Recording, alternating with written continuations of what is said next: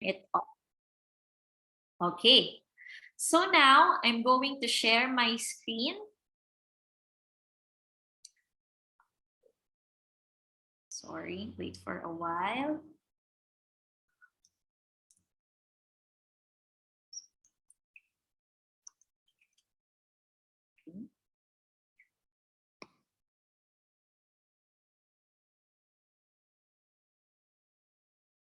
Okay, so as I have mentioned, this is the second day of our webinar on agri-forest enterprise development. And I know that you are already familiar with our house rules, but let me repeat them again. Okay, so as you know, this program is designed as an interactive session between and among participants. The program flow serves as a guidance only, so the timing of some sessions may be changed depending on the ongoing roundtable discussions. If you have difficulties, please message me, AFA Maylene Makabuhay. Okay? So that we will know you, please rename your account by following the format given. So it should be country and then name. So to do that, click participants at the bottom of the screen, and then the list of participants will be shown at the right side of your screen. Choose your name, click more, and then click rename. And then that's how you'll be able to rename yourself. So in order to have no interruptions in the presentation, please mute your audio at all times unless you are called to speak. And then if you want to speak, just click on the reaction button at the bottom of your screen and then click the raise hand icon. And then you can already unmute yourself. So just to let you know, guys, that there are also other reaction icons that you can use. So you could click on the clap button, the thumbs up button, the heart button. So please feel free to use that anytime. Okay. And then so that we could see your very beautiful faces, please turn your video on at all times. Okay. Okay, so in order to do that, just make sure that the video icon is clear. Okay, so the webinar has multiple languages. I think it's not 11, it would be less than that. So just click on the interpretation icon at the bottom of your screen and then choose the language that you want to use.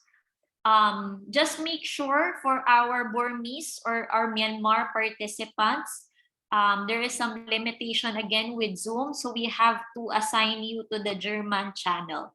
So don't worry, when you go to the German channel, it will not be German, it will be Burmese, and our interpreter Myo will be there. And then during the whole program, please use the chat box by clicking on the chat icon at the bottom of your screen. And then you can type any of your comments, questions in there. So that's it. Okay. So that's the end of our the recap, or that's the end of our house rules. Now we move on to the next part of our program, which is the recap. And there are two countries that are very lucky because they were selected to provide the recap. The first one is our colleagues from Lao, LFN, Lao Farmers Network. And the other is our colleagues from India, from SEWA. So I asked our colleagues from Lao to be the first. So anyone from Lao, Noi, who will be your sacrifice? Who will be your who will be cow? Hello? Yes, I can hear you. Hello. Actually, we will have the Tơi, but she cannot access yet. So maybe I will be the one who are represent Lao team. But we Okay. are talking together. So I will speak in Lao because we have a translator. Yeah. So for those who cannot speak, who are English speakers, please go to the English channel. Thank you. สบายดีคนวันนี้ก็ดีใจที่ได้เข้าร่วมในชนี้อีก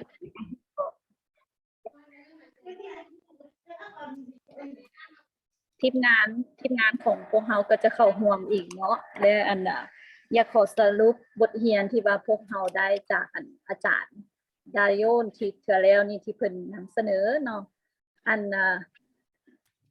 ตัวที่หนึ่งแม่นนั่นคือมื้อที่หนึ่งนี่เราจะเรียนรู้เกี่ยวกับการปลูกฝังเนาะเรื่องของ farming การปลูกฝังฉะนั้นก็เห็นได้ว่าจากบทนำเสนอเห็นว่าหลายประเทศในโลกรวมทั้งลาวเองอาชีพชาวเกษตรกรยังเป็นอาชีพหลักในของแต่ละประเทศในโลกซึ่งว่าคือในลาวเฮาเองก็มีชาวเกษตรกรบ่น้อยกว่า 70-80% ของประชากรเนาะซึ่งว่าเขาจะเฮ็ดเรื่องปลูกฝังเลี้ยงสัตว์หลายๆอย่างหรือว่าเรื่อง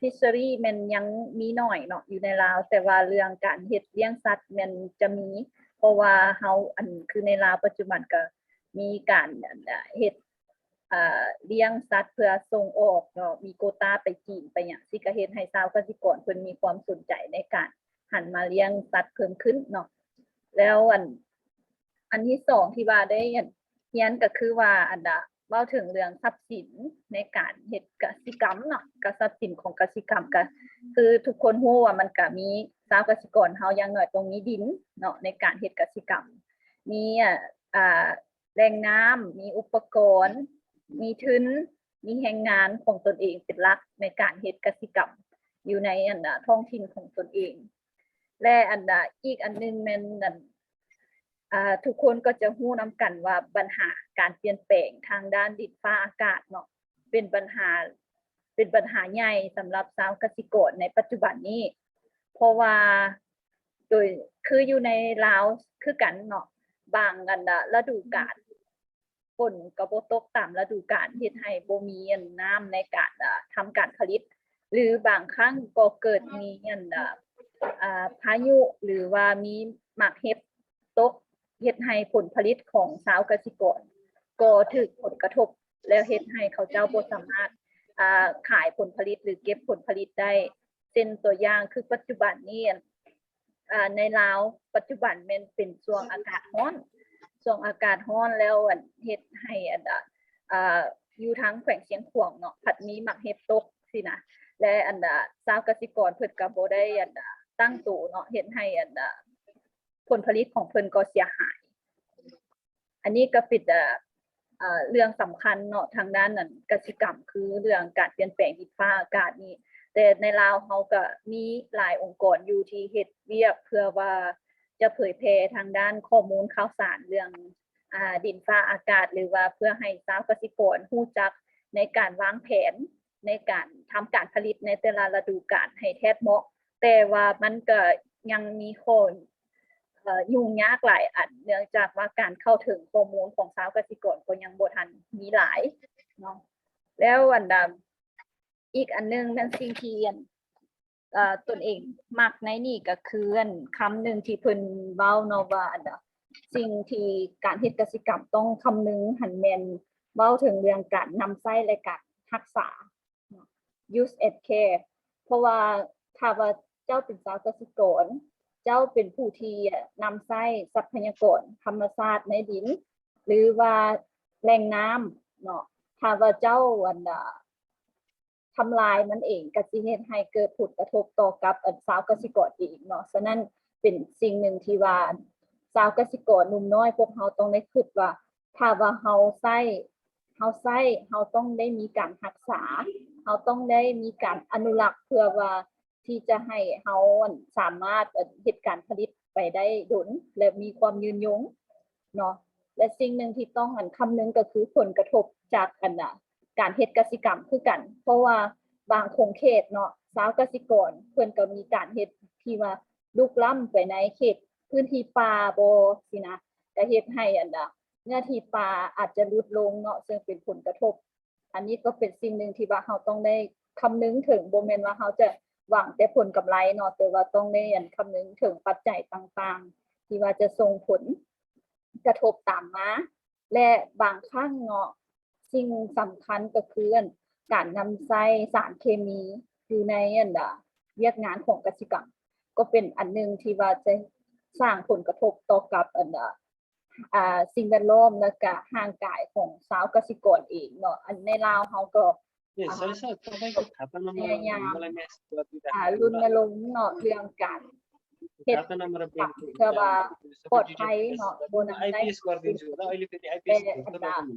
ลาวก็ได้มีหลายๆวิดีโอคือกันเนาะที่ว่าเฮาได้ผลิตเพื่อว่าเผยแพร่ข้อมูลให้ชาวกสิกรพวกเฮาได้นำใช้วิธีการเช่นว่า biopesticide หรือว่าการเฮ็ด organic หรือ integrate farming สิก็เป็นสิ่งหนึ่งที่ว่าทางนั้นพวกเฮาได้รณรงค์กันเนาะ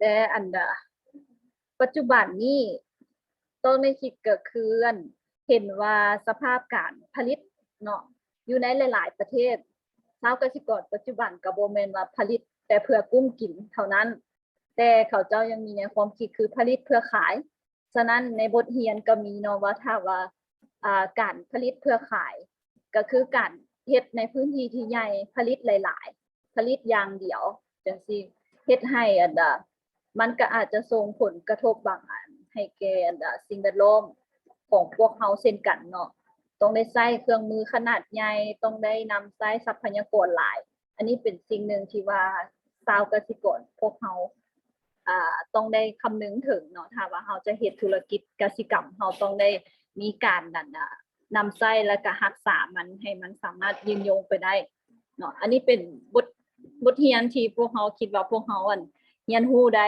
จากทางอาจารย์เนาะแล้วก็แลกเปลี่ยนจากทางลาวพวกเฮาขอบใจจ้ะ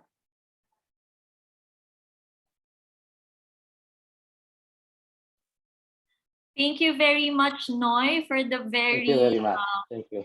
very comprehensive recap of the webinar. I think Noy can be the trainer for the next next webinars already. So thank you for that. Now we move on to our participant from India. I think the presenter is Krishna. Krishna, could you just let us know if you're already here? Yeah, I'm here. Okay, let me just spotlight. Could you turn on your video so that I can spotlight you? Yeah. There you go. Okay. Okay. So I will share your screen. Yeah. For your presentation, right? Okay. So there you go. Good afternoon, everyone. Myself Krishna Dave, and I am from India. And what we discussed our next webinar, I am presenting summary of our first webinar. So first, I'm talking about participants and key person introduction. We are participants from all over the world. 10 countries are together with one online platform with their young women or men farmer. Countries are Mongolia, Vietnam, Philippines, Cambodia, Bangladesh, Myanmar, Nepal, Kazakhstan, Laos, and last but not the least, my country from India. From India, we have joined with three different states: Uttar Pradesh, Assam, and Gujarat. And now I will talk about key speaker. First, Miss Estrella. She is the General Secretary of AFA. Most proud moment that she shared our work is attract young farmer. I see. Think it is very effective, and this is the first time that they did online webinar. Otherwise, they always conducting physical webinar for capacity building. And the second, Miss Pauline, she is the program officer worked under natural resources forest and farm facility. First thing was that she is impressed with our young farmers energy and innovative idea. And the other thing that we need to focus is now we lost some of our plants and animals and variety of products. And now I will talk about our main speaker, Mr. Dario. uh, he is an agronomist and a- anthropologist. He has a 40 years of experience in agriculture sector. We have an small poll overview, 4 questions, and then overview of our project. What we do is webinar and creating material, and then we have discussion and round table experience of other country, upland farm areas, income opportunity, and the negative was biodiversity.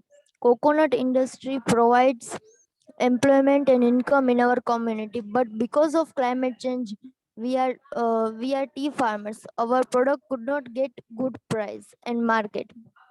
That was from Nepal. Farming creates job for jobless. Farming also provide food to every farmer households. The only hope for poor families is to own a land to cultivate for food security. Lack of infrastructure, lack of finance for marketing, less interest on farming from young generation, limit access to finance. High cost of input, pest disease, poor infrastructure cause high transportation cost, and some rural remote area could not access the natural resources. What are the resources? Assets. Land, human resource, machinery, livestock, water. The resources currently existing in our farm is raw material used for our mushroom farming. Our main assets is our upland farming community is the healthy soil. Then how can your locality affect? Uh, the positive was engaging improve lives of farmers, competitive players in the market, increase income of household, thus increase in economy, increases skills in entrepreneurship, skill transfers to others, becoming more resilient in terms of changing economy and environment. Negative. And the negative, very few really engaged in farming activities, prone to natural calamities. Based on our experience, what are the specific policy, market issue, technology issue that affect your farm enterprise? So the rice tariff law, mechanism support, land tenure policy, uh, online platform policy, mandatory cook policy. What can you do to differentiate specialization your farm enterprise? Concentrate on product, diversify market, and marketing strategies. And last, what is the status of your farm? Are you doing any value adding activities? Some of them specialize their farm by practicing 100 organic farming to produce crops according to organic standards. And now our focus point for first impact, impact climate change and market issue, resources. So if we using processing and grading machine for all the crops, how can locality affect? With the use of chemical pesticides, we have to turn our farmers not just only organic nor chemical, but on sustainability of their land. What are market issue? So MSP rate, because if market raised their rate but MSP not raising and not giving any additional amount for organic product, if we can focus on building organic or grading wise marketing, and the specialization differentiation, we can use the cluster approach. And how to do marketing of our product, give demonstration of our products. So now I'm just completing my. Thank you very much again, Krishna, for the very comprehensive response. So, clap, clap, clap to both SEWA and LFN for preparing the very comprehensive presentations. Now, I give the floor to Dario to continue on today's program. Dario, please take the floor. Thank you very much, Milin. Thank you very much, Noi and Krishna. Very, very good summary. I liked you focused on some of the key elements that we touched, and you also started somehow profiling our next work, for instance, by focusing on the sustainable farm. We are now starting today with the business planning, and probably we should learn from your lesson from Laos, from India, on the need, on the interest for in sustainable farming. Yes, one of the profiles that we should show in our business planning. I like very much what Krishna said about cluster. Yeah, cluster might be one of the good strategies for our farmer members in different countries to improve their position in the market and to improve their production capacity. So thank you very much once more. It was excellent. Thanks. Milin, you should enable me to share the screen. It is still disabled, I saw now. Yeah, it's okay now. Now it is, let's see. Yes, now it is. Let's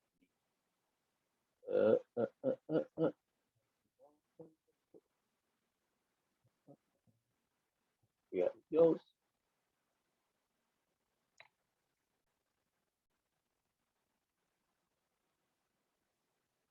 Can you see it? Yes, we can see it. Good. Thanks. Excellent. Thank you very much. Thank you very much.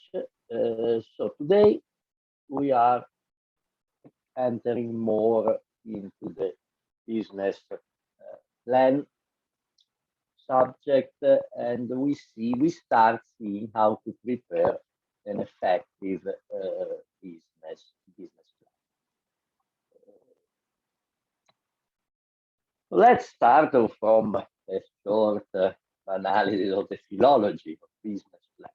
Business plan, there are two words, business and plan.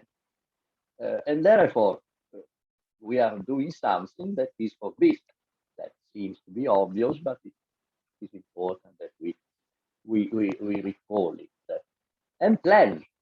Therefore, with the business plan, we are preparing something that must be for now, but a plan, and therefore forward-looking, and show the dynamism of our enterprise and be a dynamic document. At the end, the business plan is a document, but as the methodology must be dynamic, and therefore showing how we can plan now for the future. 3-5 years is usually a reasonable amount of time. Our business, our agri enterprise. And if we have a business idea, we can make a business plan for instance, Krishna said the demonstration, marketing demonstration of the product. Something we have a business idea to improve our marketing actions, our marketing activities, and we need some funds to do that for small infrastructure, for studies, for a number of possible activities. Organic, we want to introduce organic. We need some support. all these are the ideas that we should present in our business plan to external subjects, in general to a financial institution, or possibly to partners, investors, to donors, but also to ourselves. So that is extremely important. So thinking on the business plan on these two sides, the external, very relevant, that's our main scope, but also to ourselves. So to make the effort to be so objective, so rational in our approach that we can step out and look at ourselves from the external perspective, as external observers, and be objective on what we are doing. And surely we will be in love with our idea. That is human, that is normal. But having the capacity to look at our idea objectively, and if it doesn't work, accept it and stop it from the very beginning. That's also the important purpose of a business plan. So for the external, for the internal, for ourselves. So I say here that the business plan is like our business visit card, particularly of our business idea, like organic, like the marketing strategy, action that we took as an example before. And therefore it must be like a visit card, very, very concise. Business plan is something very specific, very precise, that should be tailored to the audience. The bank, often the banks, the financial institution have their template as well. They will also help in that. But to be ready, we should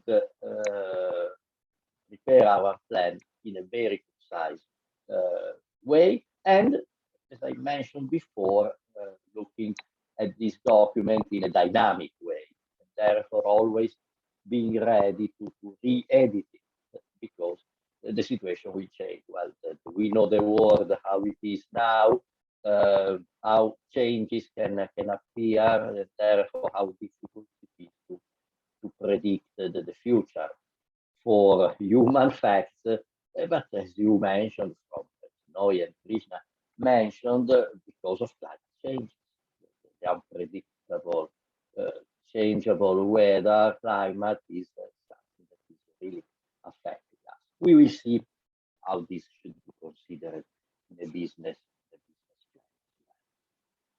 plan. In the sense that our business plan should be a document where we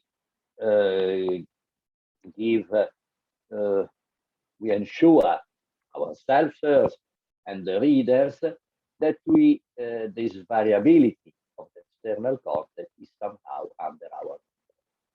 We know that it is not easy for small partners, but as much as possible we should do that, and we should aim at that. So what are the main parts of a business?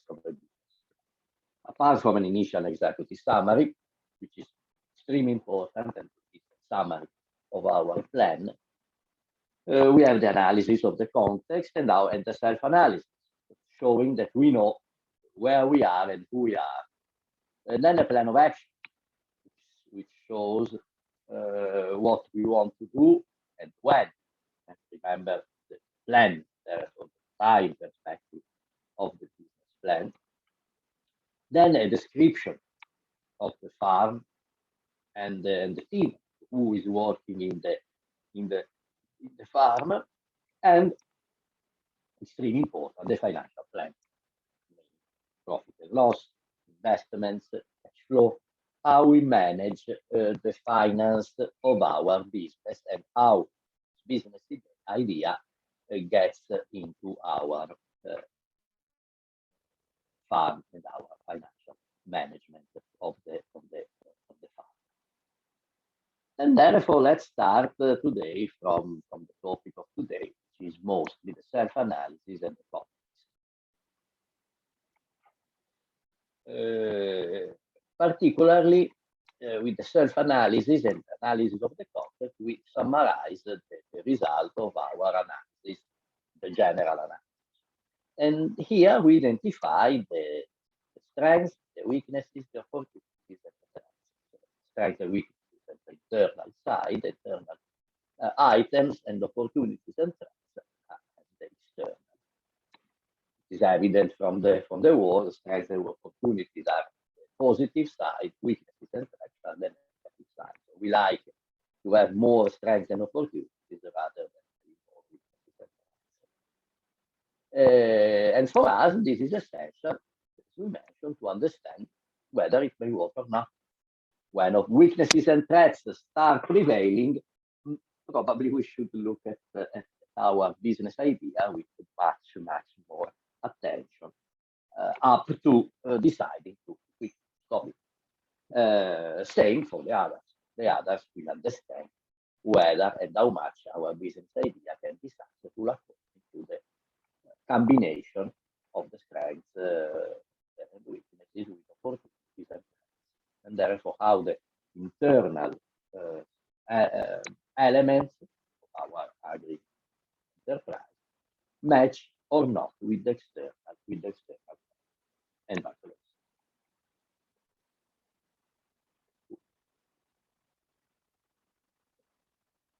Yeah. So about the self-analysis and the context analysis, I started today mentioning our capacity to be objective. That is the key approach, the key attitude, and the key skill that we must have in business plan. This must be an based analysis based on objective data and information as much as possible. Because that is the only way to provide reliable analysis and analysis that not only us, but the external observer, the external readers can assess. So the major criticism to a business plan may come from criticism on the unreliability of the data, of the information that we use, because they are not linked to a clear source, to a solid source of information. And the data that we may source can come from research, statistics, from interviews. Interviews are something that we can use.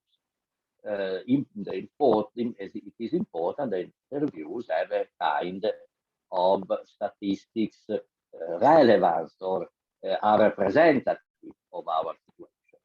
You can see that in all these elements that we may use, we can manipulate by selecting, say, the sample in a way that it is more favorable or not for us.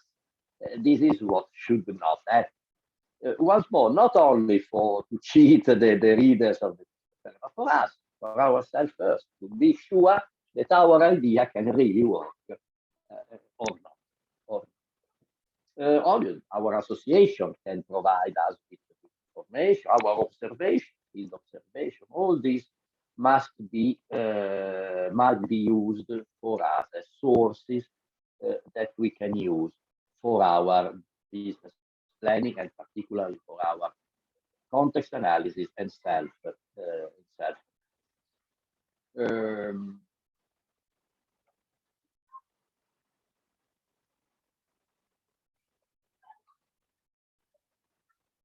The focus of our analysis is the agripreneur, we ourselves. Therefore, the agripreneur ourselves is the internal side. The remaining is the external content. So what is not us is the external content, and we analyze it as the external context. There is the public sector there. There are our customers. There are the consumers, the natural environment. It is a very variegated, mixed set of elements that in different ways influence our activities and in part and partially might be influenced by our behavior, our activity, but definitely influence our activity. That is important for to have a clear focus on our analysis.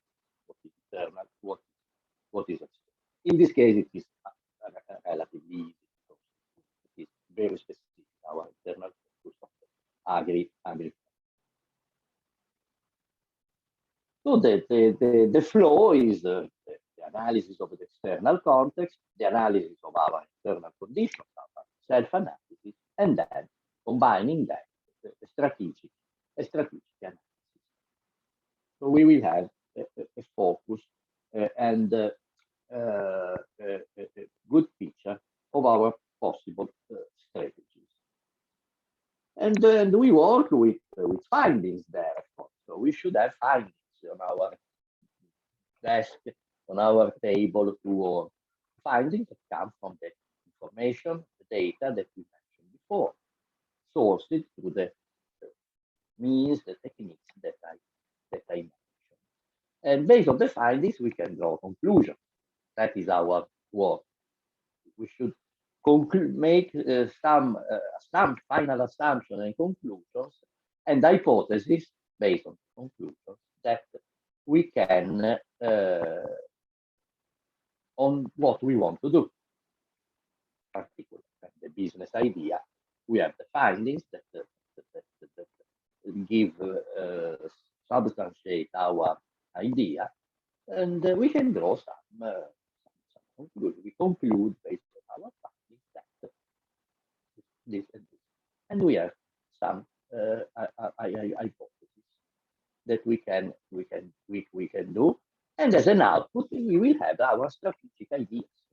For instance, organic findings should be related to the market of organic, the climate conditions, the land conditions, the soil conditions, the knowledge on organic. Based on these findings, there might be the conditions. We can draw conclusions. Conclusions, for instance, that organic is possible to be implemented, to be adopted, and then draw some hypotheses related to how the adoption of organic might happen and what would determine, and then elaborating the strategic ideas. If we assume that organic is an option, then we can start drawing our strategies to implement the organic farming, organic cultivation.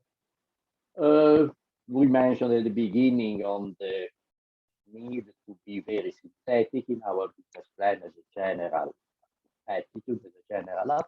Same here, being very concise, very precise, and working when possible with bullet points to focus the main findings and conclusions, the hypotheses, and our strategic ideas. This is not a fixed rule. It is my suggestion, and I accept also that someone who writes more. But in principle, it is good to have to focus on very key points and very sharp. Do you have any question at this moment? Is it clear? Do you have any doubt? Some examples that you might bring to us to our discussion?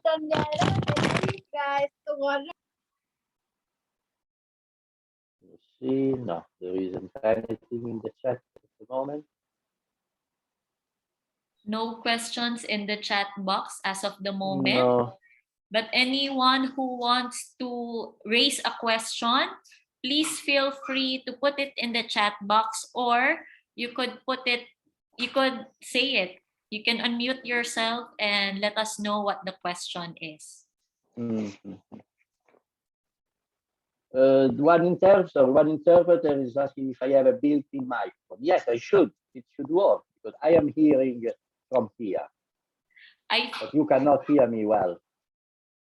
Yeah, I think that there was is the some problem. issue with, sometimes there is a little bit of connection issue, I think. It might be the internet. I am in Italy at the moment, and here internet is never very stable. So that might be, but please monitor that, and if you see again the problem, I will see. Should we try it without your headset? Because I don't think it's internet. I think there is some connection audio problem. Let me try. Okay.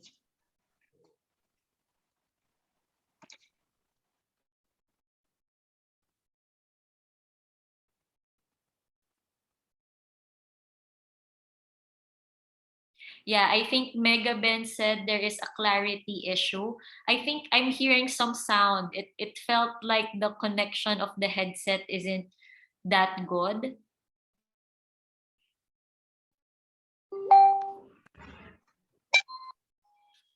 Now? Yeah, I think this one is better. Now No? it's better. Now it's Yeah, better. yeah. Okay, Now it's let's go better. like this, therefore. Let's go Yeah. like this. Thank you. Thank you. So if there are no questions, we can proceed. Let me see if I can see in the chat. No. And therefore, let's move to the context analysis. So this the strategic analysis, because we mentioned that we want to have a strategic analysis, which consider also the risks. So the context analysis will give us an understanding of the risk that we have in our business and the risk that our business idea, for instance, we are following this organic or sustainable farming in general, as an idea, which risks may have. And the risks come from different elements, from different perspectives that we are gonna analyze now. My suggestion for what I say an ordered analysis is to focus on these 6 groups of context elements. All of them can give us specific risks or opportunities at the same time. So the political, economic, social, technological, environmental, and legal. Often political and legal are 2 sides of the same issue in terms of willingness, the political, and in terms of acting, the legal, transforming a political wish into a legal act. So often me first describe them together, clarifying what is political, what is legal, but putting them together. But let's look at these 6 areas now in a separate way, because through this description, through this approach, we can have a full understanding of our context, external context, around our internal context. So if we look at ourselves, we are acting, working in a kind of environment which is determined by these 6 elements: the political, economic, social, technological, environmental, and legal. There is almost everything there. So we already mentioned that our context analysis is a strategic tool to describe the external macro environment. And for external, we defined it before. And if we want to be more precise, we can say that this is what out of our control. We can control the internal context, the internal conditions, but not, in principle, not the external one. And that's why we have to understand how the external factors can influence our business and can determine in a way or in another the development of our business idea. And in general, in principle, with the context analysis, we see all the factors that can affect the economy's performance in general. We will be interested in using this overall view for our purpose, so connect it with our reality, with our experience, with our business. And let's start with the analysis, the political factor. The political factors come from the public institutions, and they are related to the way the government, the public institution intervene in the economy. The history says that there are many different models, from the incomplete presence of the public into the economy, the planned economic countries, situations, to the theoretical, fully free economy conditions. And therefore, here we are interested in all sides of policies that might influence our business, from general ones like the political stability or instability, the corruption, the tax policies are extremely important, the trade restrictions. These might be more relevant or less according to our business idea, and whether the business idea is related to export or not, but also in the internal market there might be trade restrictions, and therefore we should know. And then we might also be interested in more general policies related to health, education, infrastructure. All these might be relevant for us. Obviously, there is no a fixed rule and a fixed gradient of importance of the different elements that we might investigate. We must be practical in that, and make some choices, say, to investigate what might be relevant for us, and perhaps reducing our attention to what is not that very relevant for us. So you see, this is a very important element. In this, there is sometimes there is a necessity to investigate the institutional setup, the institutional mechanism, how the functioning of the public sector in the economy, to have in the country, to have a clear understanding of the political frame. And now let's have a short discussion in your conditions. What I wish to do is to try to make a kind of comparative analysis and record your points country by country, to see whether there are differences in the appreciation and in this analysis of the different factors in the various countries, and at the end have a picture that can give similarities, that can describe similarities or differences between and among the various countries. So please, let's start with your view on the political factors that are the most important political factors that you see in your conditions, in your country, what is extremely relevant for your business. Obviously, now let's start on your situation, but if you have a business idea already in mind, you can also reflect this political condition and all the 6 groups of conditions on your business idea. Let's start. 10 minutes, very, very simple, very, very, very short. And you see, in the chat, Melin is always publishing the key question on that. So just to help them, maybe they could provide examples of specific policy, program, or just, a leader leader making declarations or making speeches that affected your business, your farm, or the agriculture sector in general in your country? Absolutely, exactly. Look very broad to the topic, because we are here to Can I see be what the might be. first one to give? I want to share. Good. If okay.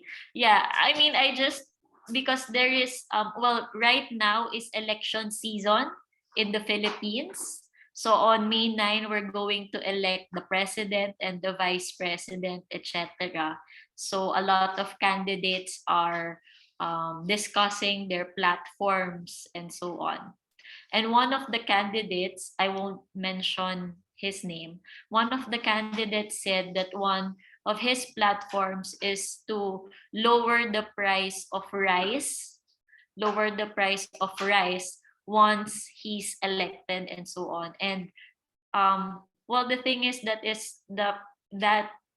leads to a lot of issues, because who will cover that decrease in the price of rice, especially since there is not a lot of support given to domestic family farmers. So who will shoulder the burden of decreasing the price of rice? If it's not the farmer, it could be the government, because they will be required to provide rice subsidy. And if the government covers that, they will get that from the taxes or the budget and so on. So I guess what I'm trying to say is, sometimes there are political leaders that say blanket statements without really explaining what they mean, or without really explaining what the tangible plan is, because it's easy to say that you're going to lower the price of rice, but hard to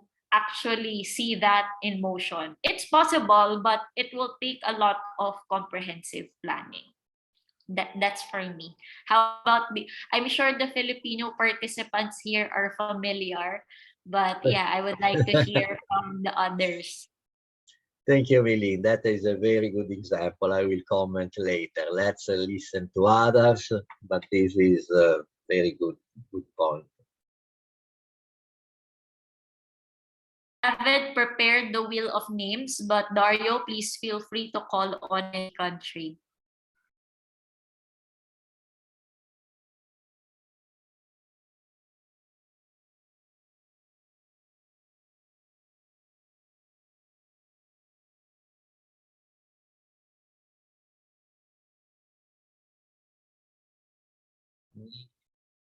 Yes. โดยได้ยินเด้อ Yes, please. Who is talking? I cannot see. Ah, Kyrgyzstan. Nice.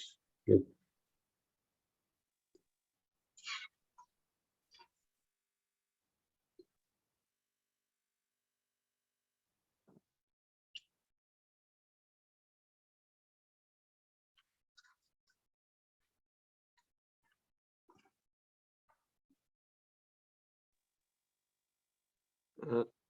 Sansamra sir.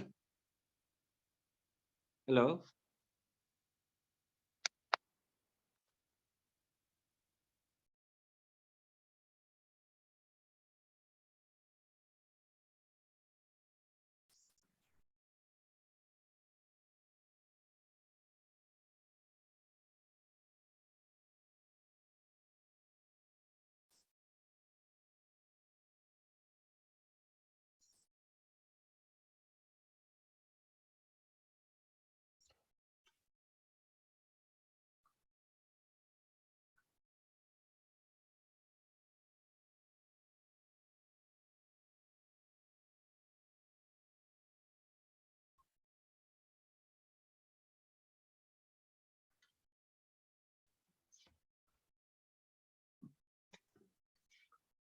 Thank you very much. That is another good, very good example. Very good example. Nepal, India mentioned as a general topic. I try to summarize. If it is too sharp, please correct me, but corruption as one of the major issues in the policies, yes, in the political side. And that is correct. So that gives me the opportunity to clarify more about the policy side, the policy component of our analysis. It is policies, and this is public institutions in general. Therefore, corruption is not a policy; is an off policy in reality. But yes, it is part of this analysis. Sure. Therefore, absolutely correct. Nepal is also mentioned in foreign trade policy. In which way? Can you explain in which way? Because foreign trade policy is there.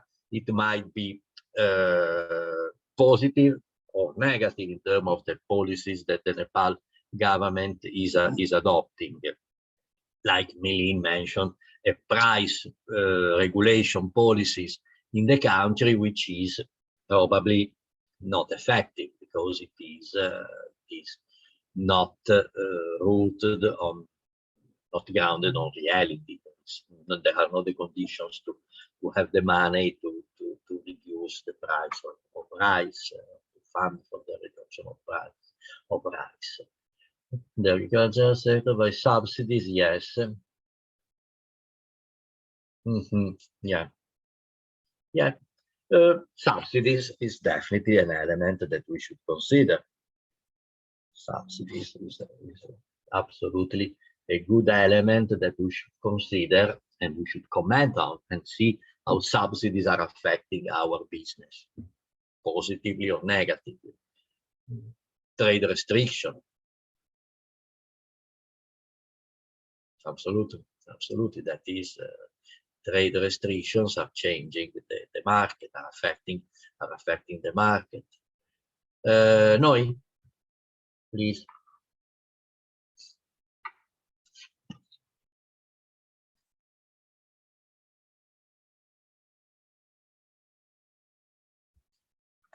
Noi, raise the hand. โดยอยากประกอบเนาะคือปัจจุบันนี้เว้าถึงเรื่องนโยบายทางด้านการเมืองกสิกรรมของลาวเฮาแม่นกำลังมีการสร้างทางรถไฟลาวจีนเนาะที่ว่าจะเป็นการทางรัฐบาลเพิ่นได้ถือเอาว่าให้เป็นการส่งเสริมทางด้านกสิกรรมอยู่ในลาวเพราะว่าเฮามีทางรถไฟแล้วจะเฮ็ดให้คนลาวเฮาสามารถผลิตและส่งออกสินค้าไปประเทศจีนได้หลายและเพิ่นก็มีการเจรจาสินค้าระหว่างลาวจีนมีประมาณ15อย่างหรือว่าหลายกว่านั้นเนาะที่แต่หนึ่งในนั้นก็มีการเลี้ยงงัวและก็ข้าวที่ว่าส่งออกไปจีนแต่ว่ามันก็ยังบ่ทันชัดเจนอยู่บ่ว่าชาวเกษตรกรกลุ่มน้อยหรือว่าจะได้ผลประโยชน์น้อยหลายส่ำใดจากนโยบายที่เพิ่นว่านี้เนื่องจากว่าถ้าเจ้าจะเป็นสินค้าส่งออกเจ้าต้องได้มีการcertificate เนาะต้องได้มีการ certify จากประเทศจีนต้องได้เข้ามากวดกะอยู่ในสินค้าในลาวเฮาว่าผ่านบ่จึงสามารถเฮ็ดได้ฉะนั้นชาวเกษตรกรผู้น้อยนี่บ่แน่ใจว่าจะสามารถเฮ็ดได้หรือบ่เนาะถ้าว่าจะบ่เป็นบริษัทที่ใหญ่ๆจึงจะสามารถเฮ็ดได้แต่ว่าเพิ่นก็อันนั้นเพิ่นก็ว่าเป็นนโยบายนึงที่ว่าส่งเสริมการส่งออกของลาวคือการสร้างรถไฟลาวจีนแล้วก็มีการส่งออกเนาะอีกอันนึงล่ะแม่นนโยบายเรื่องการเฮ็ดกสิกรรมสีเขียวก็คือ Green and Sustainable Agriculture เนาะคือรัฐบาลก็แม่นได้มีการส่งเสริมว่าให้มีการเฮ็ดแบบเป็นสีเขียวปลอดสารพิษอันนี้เป็นนโยบายที่ว่าทางรัฐบาลลาวได้ส่งเสริมให้ชาวเกษตรกรเฮาได้ปฏิบัติ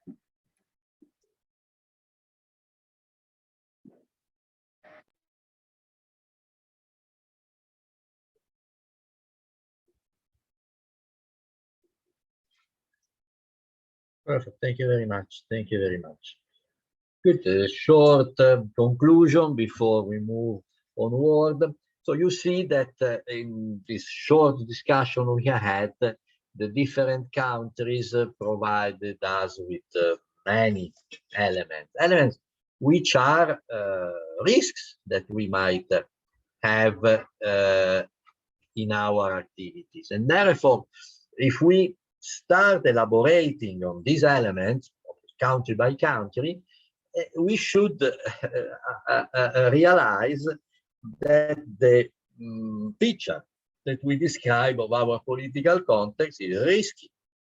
And therefore, we can also understand why some financial institutions might be reluctant to fund agro-farming, agriculture, particularly the small one, because I fully agree with Noy that any the larger the trade programs, often the more the large companies can use it, can be part of that, much less the small farmer.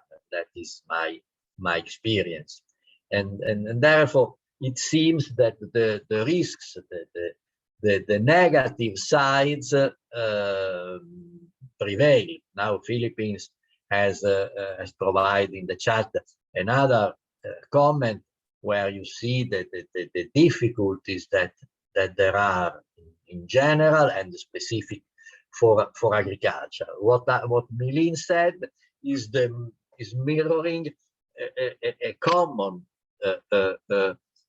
problem that we can somehow summarize with all the respect and sympathy for our politicians in different countries, not only in Asia, in Europe or in South America, might be the same, the incompetence. So throwing to the general public statements like we will reduce the price of rice, which is unsustainable and for which they don't have the understanding of what it means and how to make it, how to do that. That is obviously a great threat in the political context when we are in a unstable conditions. There are countries I can see in Europe where this does not happen. There are a few, often like the Netherlands, Norway, Denmark, Sweden, Finland. These countries have managed to have the United Kingdom somehow to have a stable policies. Other countries often are doing that, and that is an element of concern for us and for those who have to fund our business activities. And Nepal is once more stressing the importance and the impact of the foreign trade policy. Noi from now mentioned an intervention in foreign trade policies that have an impact, but at the end we realize that it is not for all, but only for or largely for the larger conglomerate, agricultural conglomerate, for the larger companies. Thank you very much. We had a very good point. We will save the chat. I mean, at the end we stay other 2 minutes, so we have time to save the chat, because then I want to work on it. With Milin, we thought to change a little the format of the discussion, and therefore now we see the other 5 elements, and then we open a final roundtable discussion on all of them. Probably this will help us to save time and be more effective. Let's see how it works. So therefore, now I present to you briefly the other 5 elements of the context, and then we see in a general discussion them from your perspective and your opinion. The economic factors are obviously extremely important, and these are related to some of the aspects that we touched before. So the policies on foreign trade, the foreign trade in itself, and therefore the data, the trends of import and exports, the interest rates, the capacity of consumers to buy, the unemployment rates. Unemployment is a social and economic factor with different these two different natures. Here we are interested in the unemployment rates in terms of the impact on the economic impact. The prices. The price of rice is something that is absolutely relevant for us. We should know how the prices are formed, how the prices are evolving. In general, we are interested here on the economic growth or decline of our context, of our countries, of our region. We have countries that are smaller among us, but we have countries like India where probably the market is regional and not necessarily always national. The competition. Here we should analyze how the competition is in our condition, in our say market. That is very important information that we should always analyze and always consider. Well, more simply, not necessarily a sophisticated analysis on competition, but yes, always recalling and stressing that competition is affecting our decisions, our way of working. And therefore, we skip for the moment this discussion. We keep it everything at the end, and let's look at the social factors, how they affect the economic behavior. The consumers are here one of the major elements that we should understand. The consumers here in terms of their attitude, their mentality. For instance, we are talking about organic. Organic is extremely interesting. How much consumers are able to pay more, and this is economic, are willing to pay more, and this is social. Their attitude, what is their understanding of organic? Do they know what organic is? Are they really interested in paying more for the environment and the social prosperity of the rural communities? This is something that should be understood, should be analyzed. So in principle, in the social factors, we consider the social context of our market. And therefore the population trends are there. The average age of population, the attitude of entrepreneurs to business is also important, and the local workforce attitude to work, for instance, in agriculture, in difficult conditions. That is something that we can see in the economy side in terms of the figures, unemployment rate, different sectors of employment. Here we should investigate a bit more the attitude, the mentality, the way the people, the workforce particularly, look at certain jobs or look at others.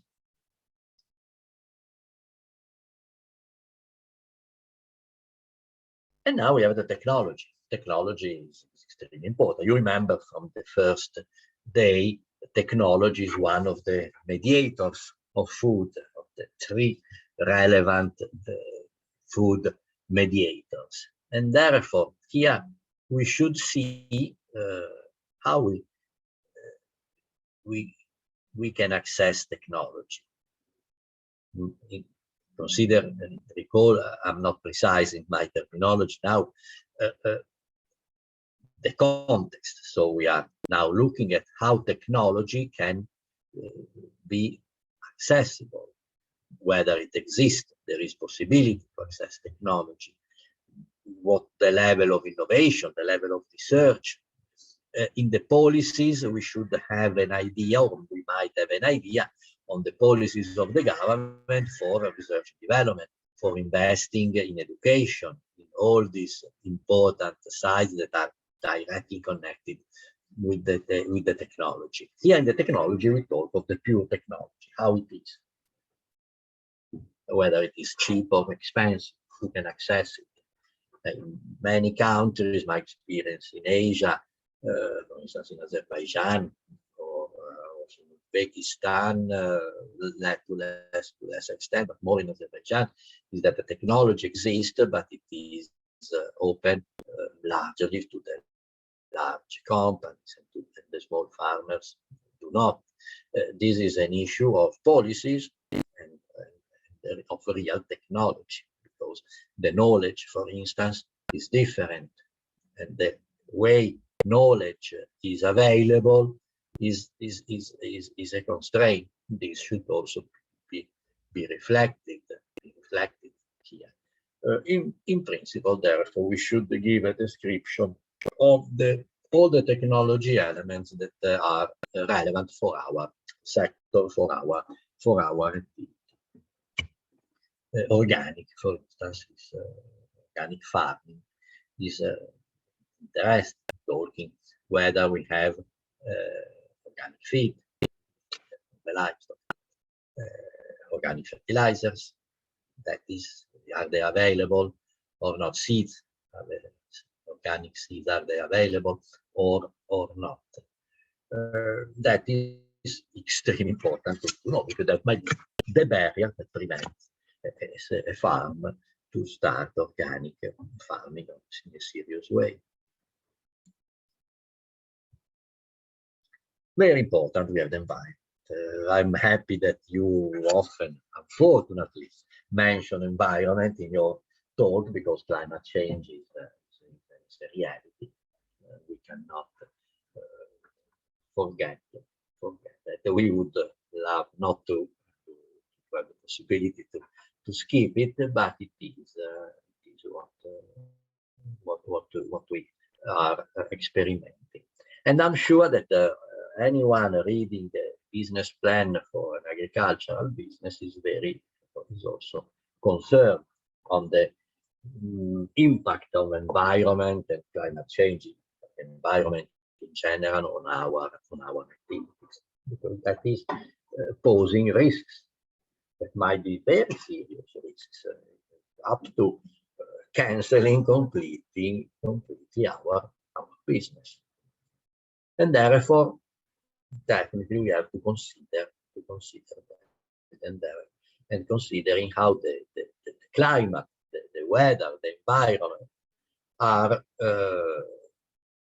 affecting our business. Pauline talked about biodiversity loss. That is something that might be also, or should be also considered, the presence of biodiversity. And then more specific elements like water and energy waste. Some businesses are very related to waste management. Consider plastic greenhouses, plastic, and the management of the wasted plastic as a serious issue that we might have in those businesses. Environment is now, I would say, almost topping the list of importance in our analysis, and should receive very important space, very high attention in our analysis, to show that we know where we are, to show that we know what are the environmental conditions of our business. So there might be opportunities as well. I'm looking negatively at the moment so far, but there might be opportunities, like, for instance, natural protected areas. In the policies, we might have, by mirror the environment conditions through policies that might be conducive or not. And there we should we should say something. We should see whether there is a national or regional policy that is good or not for the environment.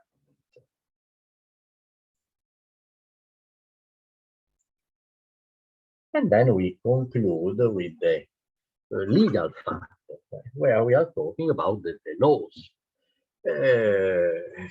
Again, the example of organic is very helpful because there we might have policy promoting or thinking on organic, but then we need a law that is clarifying what organic is, how organic is produced, is labeled. That is equally essential. So that these two sides might stay to have a conducive external context for organic policies. Policies can also reflect into specific support for organic. In many countries, the rural development programs give markup to investment, to initiatives that are in the organic sphere. Some more. That's a policy that is based also on the existence of a clear law on organic cultivation. But in general, some examples of laws are the consumer law, the labor laws, law on environment.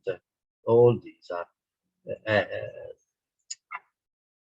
legal acts that we should see whether they are there or not, and whether they are relevant for our activities, and therefore considering all the laws that may affect our activity. So we made a quite good short introduction. Let's see now to summarize our discussion on these elements. I'm very happy with the discussion we already had on the policies, but obviously feel free to touch again policies because I saw many comments. Policies are always attracting good part of our attention. But now let's look at the economical, social, technological, environmental, and legal sides. Let's open a good discussion as before. Obviously, let's have more than 10 minutes now because we have covered more subjects, and see what are the differences between the countries. Oh, sorry. Dario, can I also? I'm so interested with this session. Can I? Sure, you are part of, you are with us. Yeah. So, sorry for the other participants, but we'll make sure to give a lot of time for the discussion. So, since we're covering all of the factors, not just the legal, but also the technological, economic, maybe social, environmental too. I just, regarding your example about organic and so on, I'm not sure if it's still the situation in the Philippines, but I know that before, one of the issues on organic certification is that one, it's very expensive. I think back then the farmer has to pay around 1,000 US dollars to be certified. And then there are a lot of technical specifications or criteria. Like for example, what if your farm, you're doing organic farming, but in the farm next to you, he or she is using chemical pesticides or fertilizers. So more or less you could say that through the soil or through the water flowing through the adjacent farms, it is all already more or less quote unquote contaminated with pesticides and so on. And of course, there's still this hesitation with farmers because they say that if they produce organic, sometimes the the crops are smaller, or it doesn't look the same compared to if the crop is produced using chemical fertilizer or pesticide and so on. But I guess that was before. I think there is a lot of clamor or interest from consumers for organic products. But I think we haven't addressed the price difference between organic products and the non-organic ones. Thank you, So yeah, Amy. thank you. Thank you, thank you. Very good point. Very good point from the Philippines, from Pakistan, from the Philippines about everything is political. Well, in principle, we can see that absolutely policies are relevant and are influencing. You remember last week we touched the three mediator. The three mediator. One is policies, the other are technology and market. But definitely, I agree, and we agree that the policies might influence the availability of technology, and they might influence the market.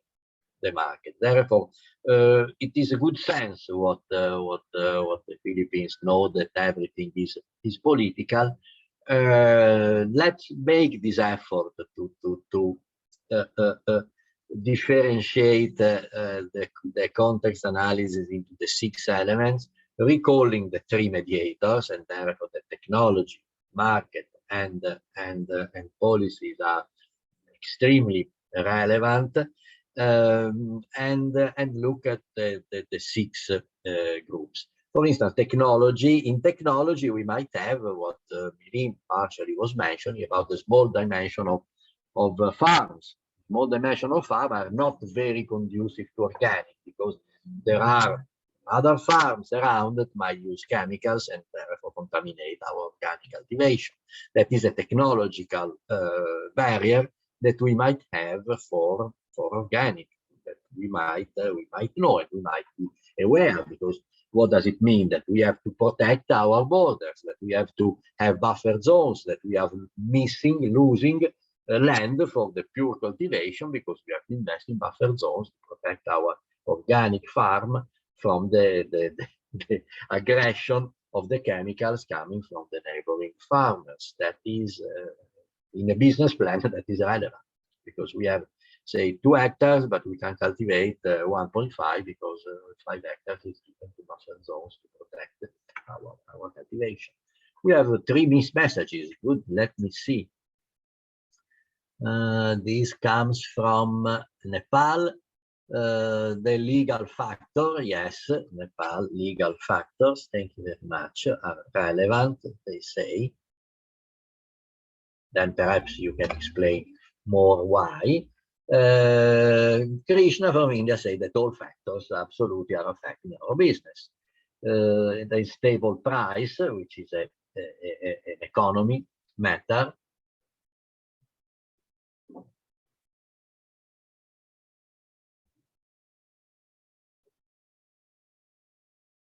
There's social factors in terms of education, for instance, and the technology that is outdated, we cannot access it, and the environment in terms of the predictable weather, and in general the climate change. Yeah. From Nepal, the technological, the lack of funds, which does not allow for mechanization. And the economy, the high cost of organic certification. That is absolutely relevant. Organic cost of certification, that is relevant. Then technology, cost. The cost in general is a mix of economic and technological part. And then the interesting for the Philippines about the difficult to get organic certification in terms of knowledge, in terms of competence of the farmers, which is a technological aspect of organic. Absolutely.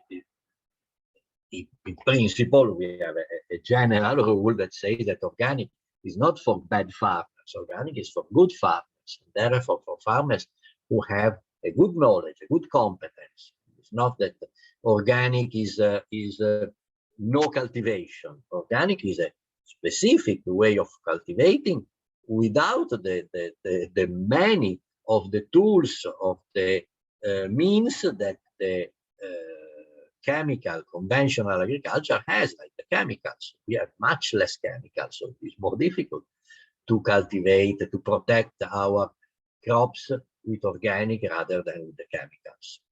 And therefore we need more competence. I fully agree with the Philippines when they say that the difficult certification. And then the land, yes, the land ownership, and now this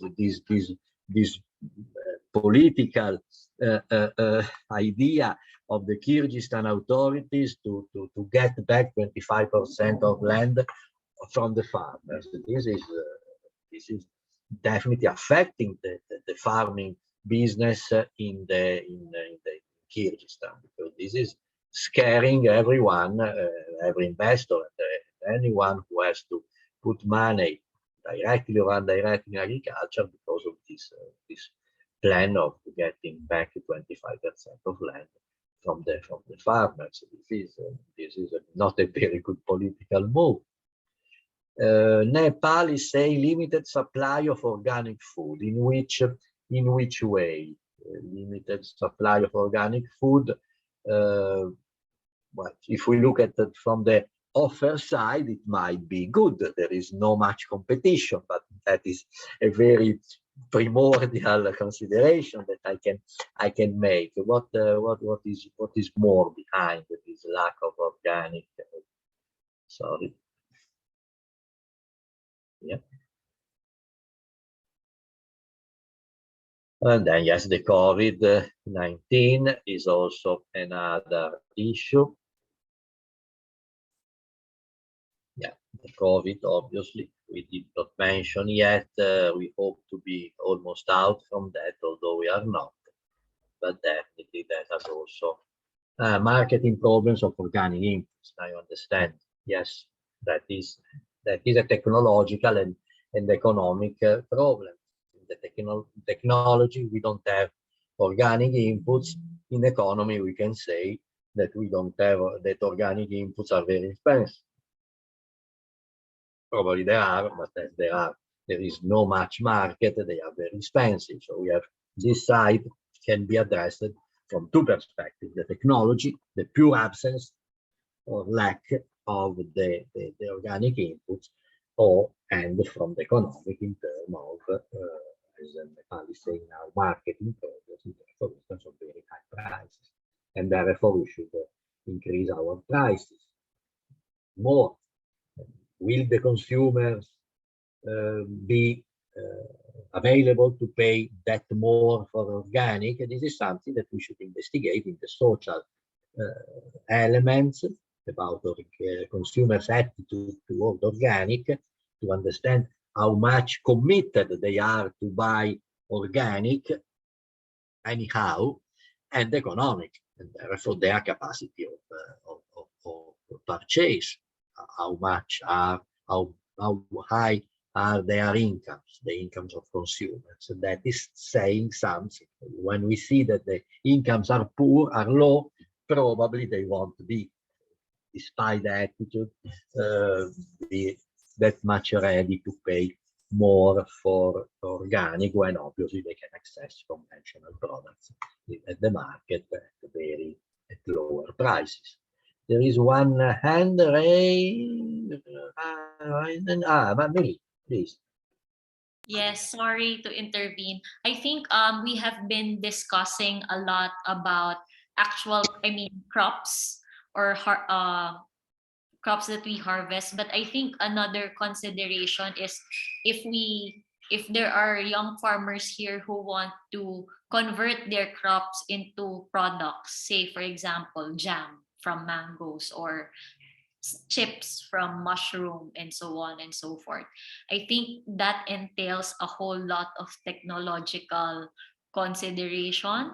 And also, I think in terms of laws, there are food safety certifications, handling, food handling, etc., and so on, that they need to be really familiar with, and so on. So yeah, just to also float that Yes. idea, because we have also been pushed in the previous webinar, we have also been pushing that to sort of expand from not only selling the crops but also thinking of ways to sort of expand or add value to that, because they could get more profit, more revenue from value added products. But with that possibility of additional income comes a whole set of considerations also. Absolutely.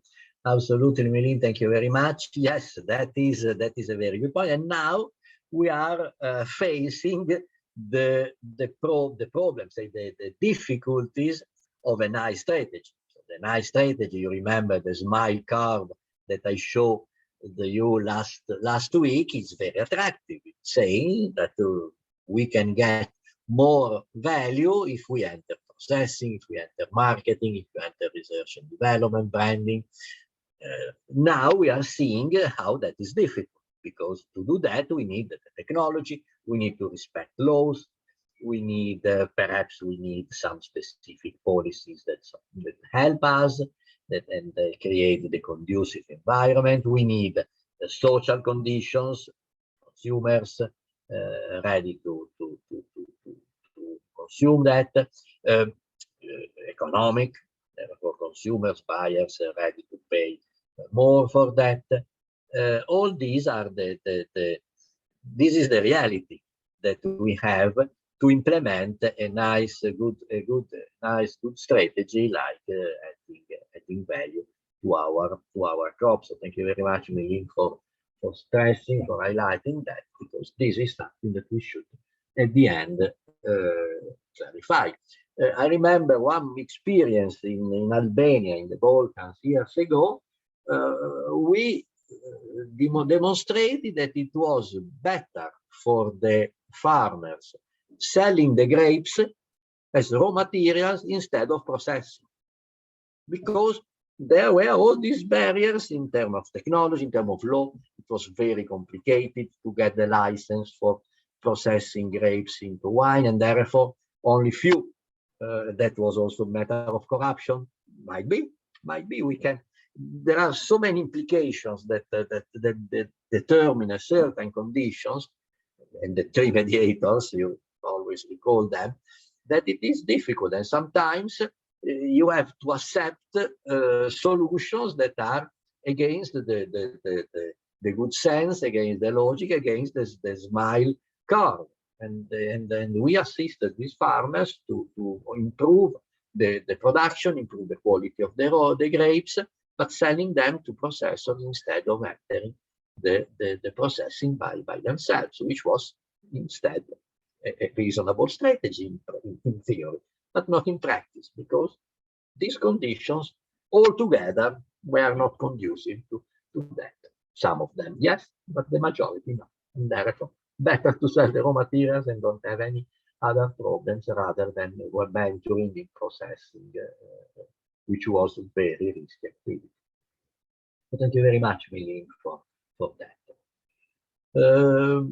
Other comments, I get a lot in the chat as well, so thank you very much. I will have to work on that with pleasure. Thank you very much.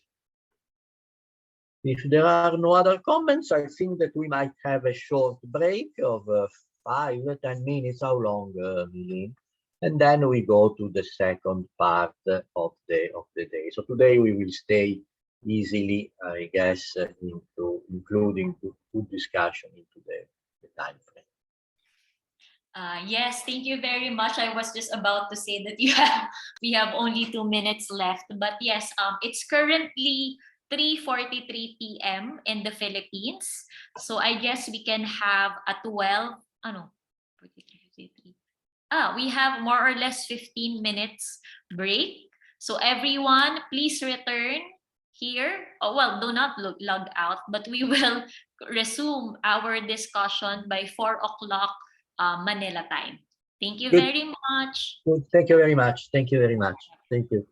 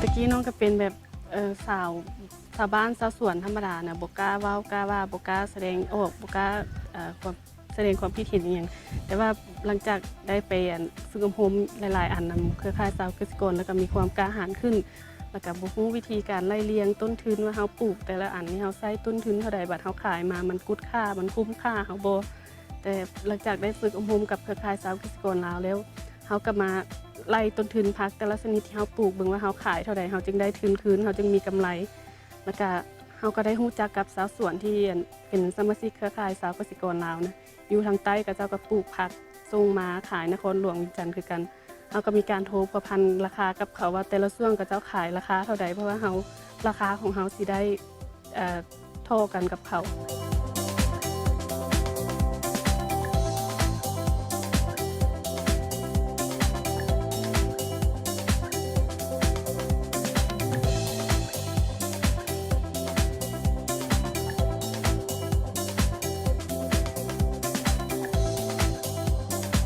ย้อนว่าเห็นวัยหนุ่มอยู่บ้านแม่นบ่มีเวียกเฮ็ดงานทำแล้วก็หลายลักแม่นเอามาจากพ่อแม่นะขอเงินพ่อแม่ก็เลยคิดว่าถ้าวัยหนุ่มสร้างรายโดยตนเองก็คือสิดีแบ่งเบาภาระครอบครัวได้หลายขึ้นกิจกรรมหลักนี่แม่นเฮ็ดสบู่กาแฟที่นำเอากากาแฟจากการตองแล้วนะเอากากมันมาเฮ็ดสบู่กลุ่มวัยหนุ่มเดือนนี้แม่นมีอยู่7คนโดยเฮามีการลงทุนพร้อมกันเฮาสิจะผลิตสบู่ 1,000 ก่อนนี่เฮาจะใช้เงิน8 ล้านและก็กว่าจะได้เงิน8 ล้านนี่เฮามีการระดมทุนจากสมาชิกภายใน7คนเฮาไหลเพียงแต่3 ล้านตอนนั้นยังขาดอีก5 ล้านกลุ่มเครือข่ายกสิกรลาวก็เลยช่วยประทับใจก็คือสามารถเฮ็ดให้วัยหนุ่มมีเวียกเฮ็ดงานทำได้เฮานำเอาความรู้ในสถานที่ใหม่นะมาปรับเปลี่ยนให้กลุ่มเฮาทั้งกลุ่มมี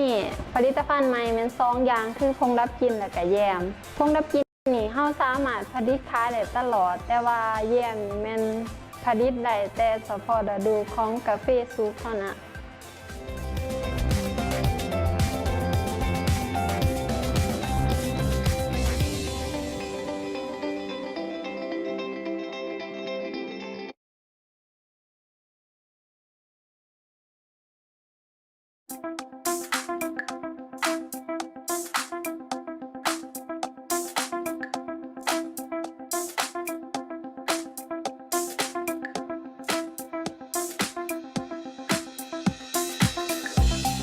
ตะกี้น้องก็เป็นแบบสาวบ้านสาวสวนธรรมดานะบ่กล้าเว้ากล้าว่าบ่กล้าแสดงออกบ่กล้าความแสดงความคิดเห็นอหยังแต่ว่าหลังจากได้ไปฝึกอบรมหลายๆอันนำเครือข่ายสาวเกษตรกรแล้วก็มีความกล้าหาญขึ้น แล้วก็บ่ฮู้วิธีการไล่เลียงต้นทุนว่าเฮาปลูกแต่ละอันนี่เฮาใช้ต้นทุนเท่าใดบัดเฮาขายมามันกุดค่ามันคุ้มค่าเฮาบ่แต่หลังจากได้ฝึกอบรมกับเครือข่ายสหกรณ์เกษตรกรลาวแล้วเฮาก็มาไล่ต้นทุนผักแต่ละชนิดที่เฮาปลูกเบิ่งว่าเฮาขายเท่าใดเฮาจึงได้ทุนคืนเฮาจึงมีกำไรแล้วก็เฮาก็ได้รู้จักกับชาวสวนที่เป็นสมาชิกเครือข่ายสหกรณ์เกษตรกรลาวนะอยู่ทางใต้ก็เจ้าก็ปลูกผักส่งมาขายนครหลวงจันทร์คือกันเฮาก็มีการโทรประพันธ์ราคากับเขาว่าแต่ละช่วงก็เจ้าขายราคาเท่าใดเพราะว่าเฮาราคาของเฮาสิได้โทรกันกับเขา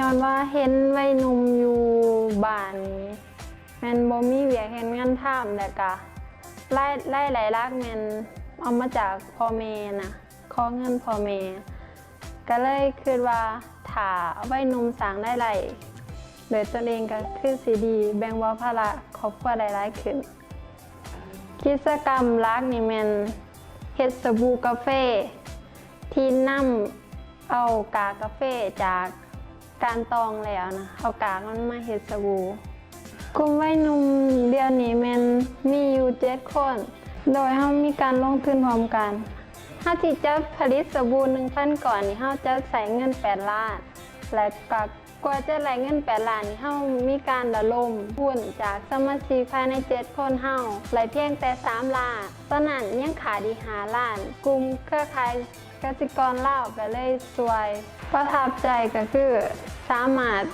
เฮ็ดให้วัยหนุ่มมีเวียกเฮ็ดงานทำได้เฮานำเอาความรู้ในสถานที่ใหม่น่ะมาปรับเปลี่ยนในให้กลุ่มเฮาทั้งกลุ่มมีผลิตภัณฑ์ใหม่แม่น2อย่างคือผงดับกลิ่นและก็แยมผงดับกลิ่นนี่เฮาสามารถผลิตขายได้ตลอดแต่ว่าแยมนี่แม่นผลิตได้แต่เฉพาะฤดูของกาแฟสุกเท่านั้น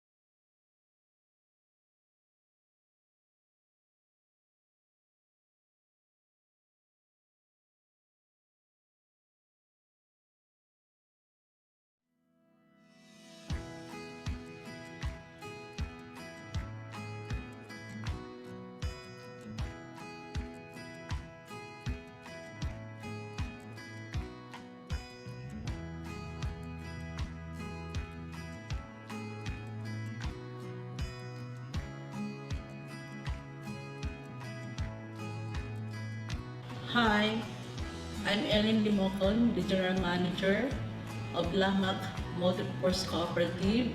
Lamak FPC is situated in Barangay Lamak, Pinamungahan, Cebu, Philippines.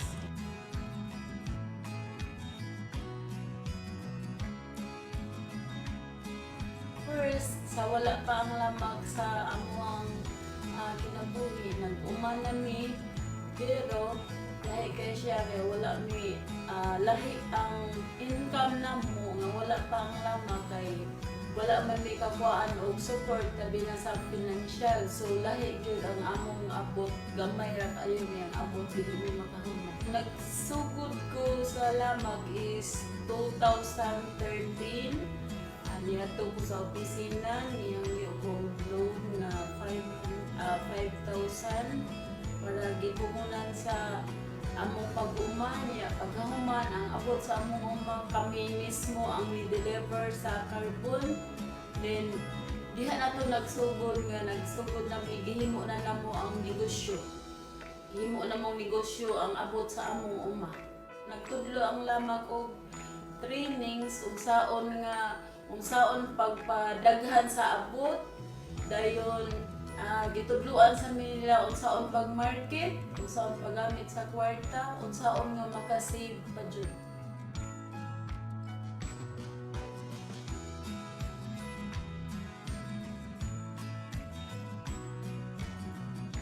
Sa una nga wala pa ang lama, wala bang inabuhian ng mga tao kay tungod nagsalig lang mi sa income sa mga bana. Natagaan mi og trabaho, og number 1 mao na ang kukuhab. Ug daghan ang mga tao nga nakabenepisyo diri sa among dapil-lapil na sa mga tenants nga nagpuyo diri sa una.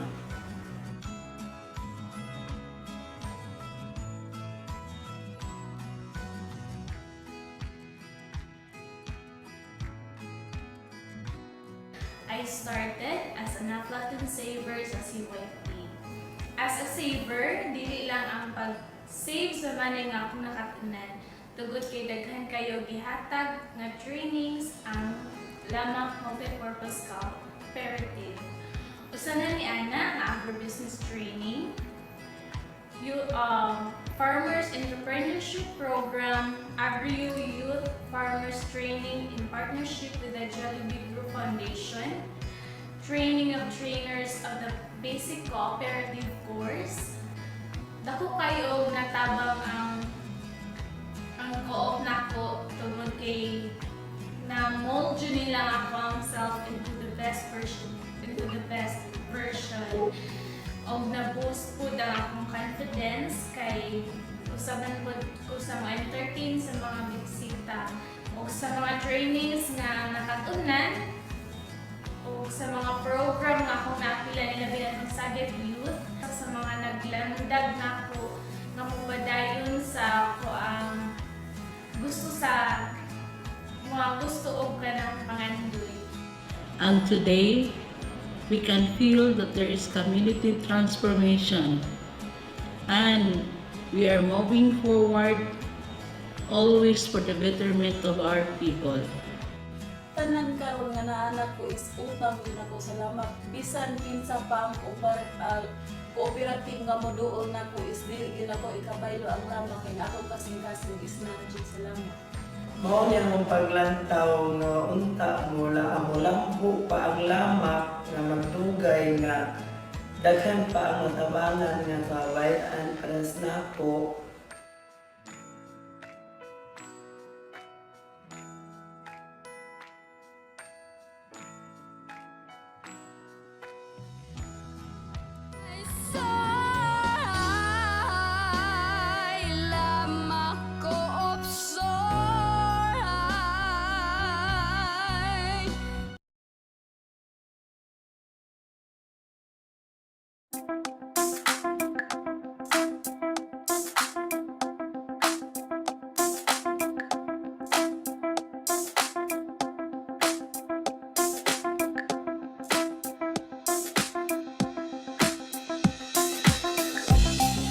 ตะกี้น้องก็เป็นแบบสาวบ้านสาวสวนธรรมดานะบ่กล้าเว้ากล้าว่าบ่กล้าแสดงออกบ่กล้าความแสดงความคิดเห็นอหยังแต่ว่าหลังจากได้ไปฝึกอบรมหลายๆอันนำเครือข่ายสาวเกษตรกรแล้วก็มีความกล้าหาญขึ้นแล้วก็บ่ฮู้วิธีการไล่เลียงต้นทุนว่าเฮาปลูกแต่ละอันนี่เฮาใช้ต้นทุนเท่าใดบาทเฮาขายมามันกุดค่ามันคุ้มค่าเฮาบ่แต่หลังจากได้ฝึกอบรมกับเครือข่ายสาวเกษตรกรลาวแล้วเฮาก็มาไล่ต้นทุนผักแต่ละชนิดที่เฮาปลูกเบิ่งว่าเฮาขายเท่าใดเฮาจึงได้ทุนคืนเฮาจึงมีกำไรแล้วก็เฮาก็ได้รู้จักกับสาวสวนที่เป็นสมาชิกเครือข่ายสาวเกษตรกรลาวนะอยู่ทางใต้ก็เจ้าก็ปลูกผักส่งมาขายนครหลวงวิจันทร์คือกันเฮาก็มีการโทรประพันธ์ราคากับเขาว่าแต่ละช่วงก็เจ้าขายราคาเท่าใดเพราะว่าเฮาราคาของเฮาสิได้โทรกันกับเขา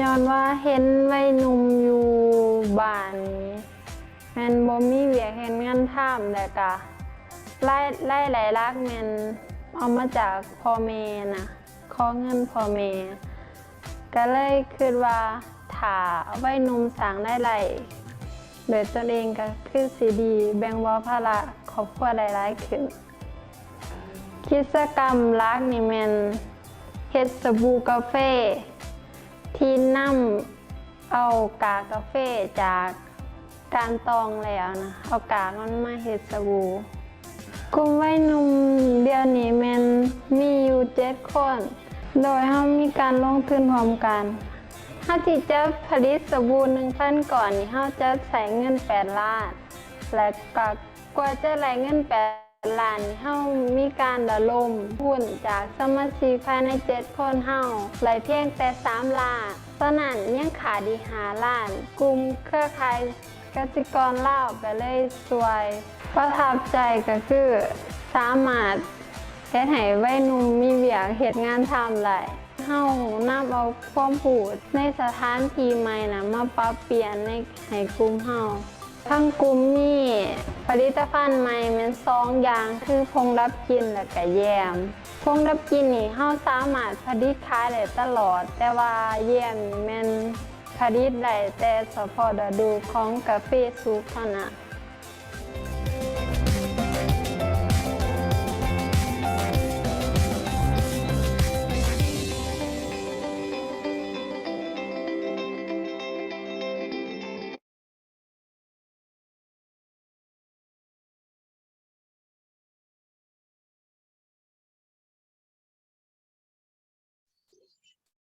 Good. We can start again.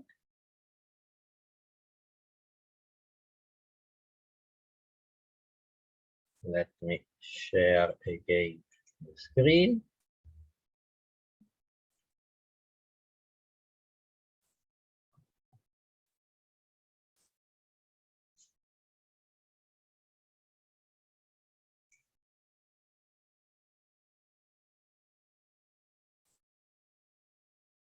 Perfect. So, Milene, when you believe that we are ready, we can start again.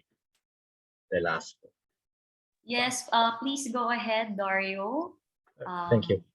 Thank you. So welcome back, there. So we saw the context analysis. As I wrote in the chat, thank you very much to all of you for the contribution. It was very good, and we will have some good materials to work on. And now the second part is, as we said at the beginning, the self-analysis, what many may call SWOT analysis as well. Another strategic tool. Here we are describing the internal conditions, and therefore now we know, or we should know, the external context. Now we are looking at how we are equipped to address the external context. Always in an objective way, with objectivity, and looking at positive and negative sides. We must be interested in all of them. So, but then therefore describing, say, who we are somehow, or as I said, how the way we are equipped to address the external context. And we saw, just to recap it, the external context in terms of the 3 major food mediators: policies, technology, and market. And today we had another view similar to that, but more detailed, to the 6 elements of the external context, the PESTEL. You can use this acronym PESTEL from political, economical, technological, environmental, social, and environmental and legal. So the internal context now. And the result is to understand our strengths and our weaknesses. So we might have a full picture now at the end of this exercise, because we know where we are, and we know how we are, how strong and how weak we are, how strong and how weak we are to face the external context. And therefore, let's start immediately, state a discussion, the strengths and weaknesses. So please try to use the same approach of before, but now looking at yourself, looking at your farm. So in this case, we would ask you to bring your direct real experience. Where do you feel to be strong and weak in these conditions? Let me see the chat, where it is. Here is the chat. Good. Melin posed the right question.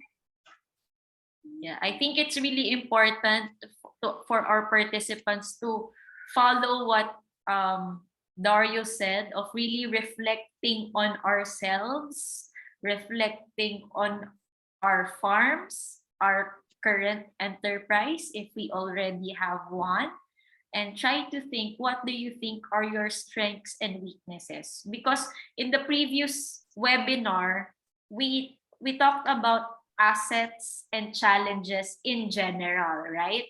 But this one, we really have to look for you specifically as an individual, or maybe as a member of a group of people that own an enterprise. What are your strengths and weaknesses, and so on? So for me, so I'm not, for example, I'm not an entrepreneur at all, but if I am to start an enterprise, I would say that my weakness is I'm not that brave. I'm not that brave when it comes to, there's no certain, right now, there's no certainty for me if an enterprise would be the right path or whatever. So it takes a certain kind of courage to start an agri enterprise and so on. So maybe you for our other participants, their strength is they really believe that they can succeed in an enterprise setup and so on, and they really believe in their product and so on, and their market and so on. So guys, please feel free to share. We look forward to really hearing your specific condition. Thank you, Lily. Yes, that is a good point. We will talk on that.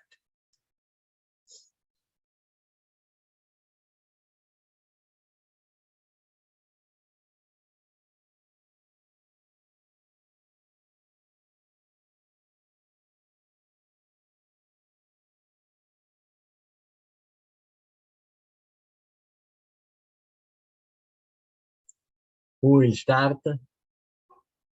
Following Melin.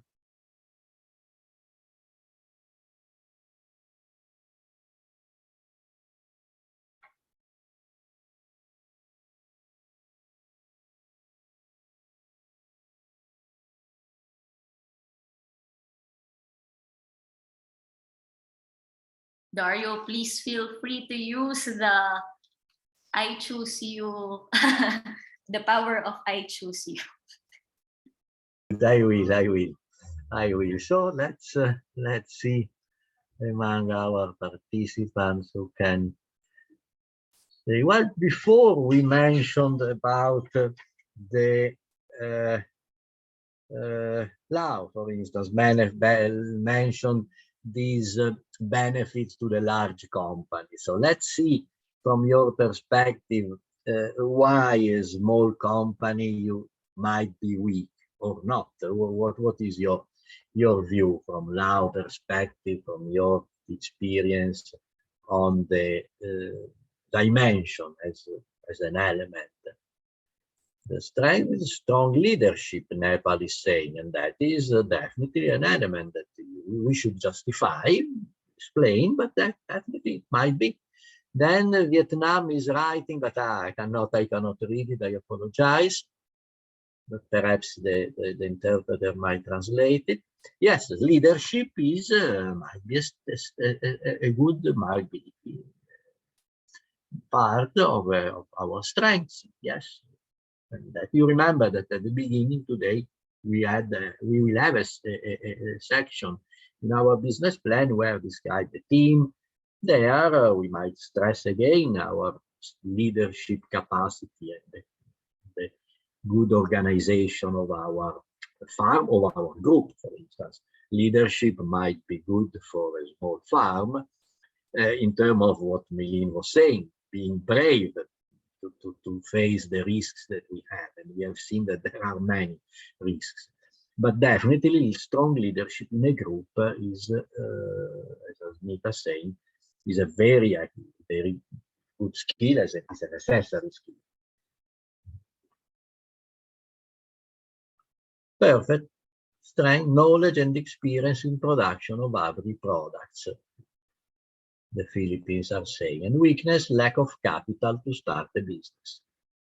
You see how we can link these strength and weakness to the external context. For instance, the weakness of lack of capital to start a business. And therefore, how is the external context conducive to transfer funds, capital to the small farmers? If that is good, fine, we have a good opportunities and we can adjust to that and we can improve in this case. But if it is not, we are in a very difficult position because we are weak and the external context is not conducive. Therefore, we see funding, access to finance as one of the major issues that we have to solve. Our business plan shall have to elaborate on that. Oji is raising hand from Mongolia, please. Сайн байна уу? Өдрөө минь. Манай Монгол улсын хувьд бол одоо манай Монгол улсын давуу тал нь гэвэл өргөн удам газар нутагтай. Энэ өргөн удам газар нутгийн үржилсэн шинтэй хөрсөн нь бол одоо Sorry, I don't know if it's just me, but it's breaking up on my end. Me neither. I cannot. Let me see if I am still in the interpretation. Yeah, no, I am in the interpretation. Therefore, there is something with the interpretation, probably. Yes, now I can hear. Oggi. За, давуу тал юм аа. За, харин бидний сул тал болох дээр одоо манай Монгол орн маань хоёрхан оронтой хилэлдэг. Тэр нь Орос, Монгол гэдэг дэлхийн хоёр том зах зээлтэй хилэлдэг нь одоо манай Монгол орны ерөн сул тал гэж л онцлмоор байна да. За, баярлалаа.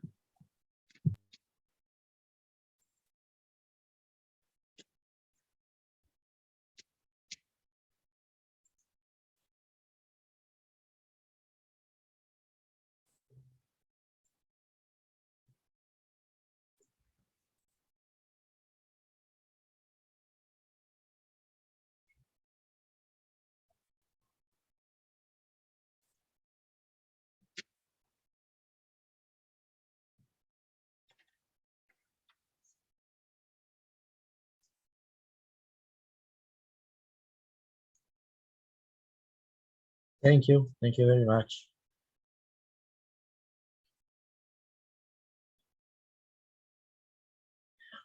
There are several contributions in the chat, and now there is one hand up there, please.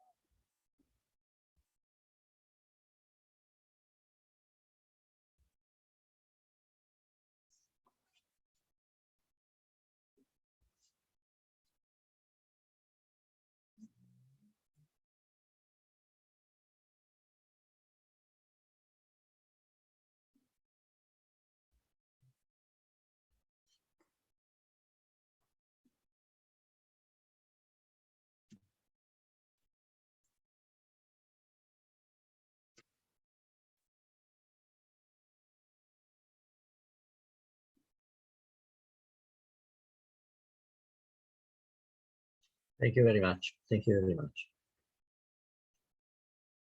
Excellent. I get many points. Now let me summarize and clarify on the methodology. You put very good points. I'm not questioning the content. The content are absolutely appropriate. But let's see now the clear categorization, because otherwise we are mixing too much. For instance, when we say that knowledge and experience in production of agri products is a strength, that is definitely a strength, like the lack of capital to start a business. These are real strengths or weaknesses in the case of lack of capital. But for instance, from Mongolia, when we talk about the location of the country, that is not a weakness. That is a threat. That is external. We cannot control it. That is given, unfortunately. And therefore, that is part of the external context analysis. We should reflect that, obviously, because it is extremely relevant, the landlocking of the country, everything, in terms of the context. And the context might be, for instance, economic. If we stress that Mongolia has to rely, because of the location, only on two markets as destination, Russia and China, particularly China, which is stressed. That is a context situation to which we can adjust, we can cope with it through our real strengths and weaknesses, and therefore logistics, knowledge of the market, adapting our product to the request of those specific markets. Let's see other example. For instance, the farm is located in forest land, high altitude, which is good for vegetable and food production. This might be a kind of strength. We are there, although yet that is something that is somehow out of our control. We are there and we cannot move a farm.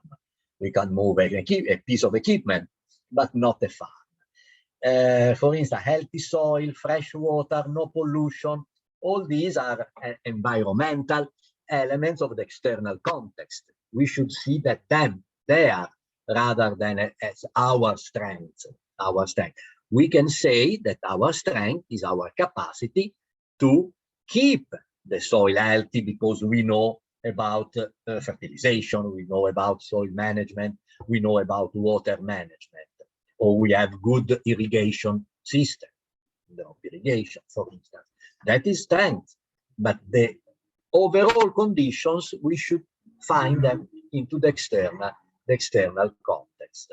The weather is definitely an environmental element that we should find in the testing, in the context analysis. The weather, unfortunately, is impacting us. We cannot control. Same is the poor road infrastructure, and we can see poor road infrastructure in terms of policies that are not investing. The government is not investing in road infrastructure, and in terms of technology. Logistics is a technology element in the context analysis. Lack of marketing infrastructure might be both. It depends on how you address it, on how you write it. A lack of marketing infrastructure might be that there are no customers, there is no demand, or there are no facilities for marketing. That is external. But if we can look at the issue internally, for instance, we do not invest in marketing infrastructure. So that can be seen from the two different sides. It depends on how we write it. But definitely we should consider that and address it in the two sides, the external and also the internal, what we have in terms of marketing infrastructure and facilities. The lack of government support is definitely an external element in the policies. The policies we should write that the government is not supporting the small farmers. We have seen this example of the Kyrgyzstan, the government, because it is easier. The answer is very simple. It is easier, and they are dealing with few people to create consensus to help them, and they are concentrating our effort onto a few farms that are developing the export and the agri-economy of the business. It is, I agree, a wrong strategy, but that is very, very, very much easier. Perfect. That is, for instance, the determination of the member to participate and help to continue for the progress and success of the project. That is internal into a group. Now, it is not anymore the agripreneur, the focus of our analysis, but the group. But whenever we analyze the group, yes, the determination of the member, the commitment of the member, that is a strength of the group. And it is an opportunity for the single members, because the members have the opportunity to grow because the context in the group is conducive to the growth. Skills in production, absolutely, that is a strength, correct. While climate change, effect of pest and disease on raw materials, these are climate change, definitely external and environmental external item, whilst the effect of pest is external and internal if we look at the effect of pest in the way we can control it, in our capacity to control it, and our capacity is knowledge, technology, for instance, the right inputs, the right knowledge, then the right knowledge. So it depends in that case on how we address it. The lack of financial capital and support from the government, that is an external element in terms of policy and in terms of economy. It depends on how we describe, and it depends on how we address it. The poor working conditions, lack of qualified personnel, that is very interesting. Lack of qualified personnel, I always suggest to consider that as a social economic element in the external, because it depends on a number of elements that are external to us. Then it might be that we have a lack of qualified personnel for a weakness of us, because we don't train them, we are not able to qualify them. That is definitely a possibility. That is definitely a possibility. But as it is written there, in principle, I would start by considering that an external element, social and economic. Then we can also see how our weakness on the lack of qualified personnel, for instance, our lack of capacity to select the right personnel. That is another point. So please always be very careful and severe with yourself when addressing the element. First, think on the appropriate items. That is essential, that you think properly. Then you classify. So don't think from the very beginning into the stick onto the classification, because that is a structure that can prevent you from the appropriate thinking. So think on that, and then please review everything and see, is this under my control or not? If not, it is probably external. And how it is? It is economic, it is social, and then classify that. But first, write everything in front of you, and then start classifying external, internal, and then the different categories. That is my suggestion, according to the examples that you gave us. Very good points, but in many cases you have seen not exactly weaknesses of strengths, but external elements that should be reflected into the PESTEL analysis. Therefore, there isn't anything to throw there, because everything is appropriate. But yes, there is need to classify it properly. We will see later why. There is a reason that is not only theoretical, scientific, to have a good classification. But the good classification will help us to make to take right decision, to make appropriate analysis. Thank you very much. The contribution has been excellent. Thank you very much. So we are here to learn, and therefore we have to see more. Let me. Sorry. Here.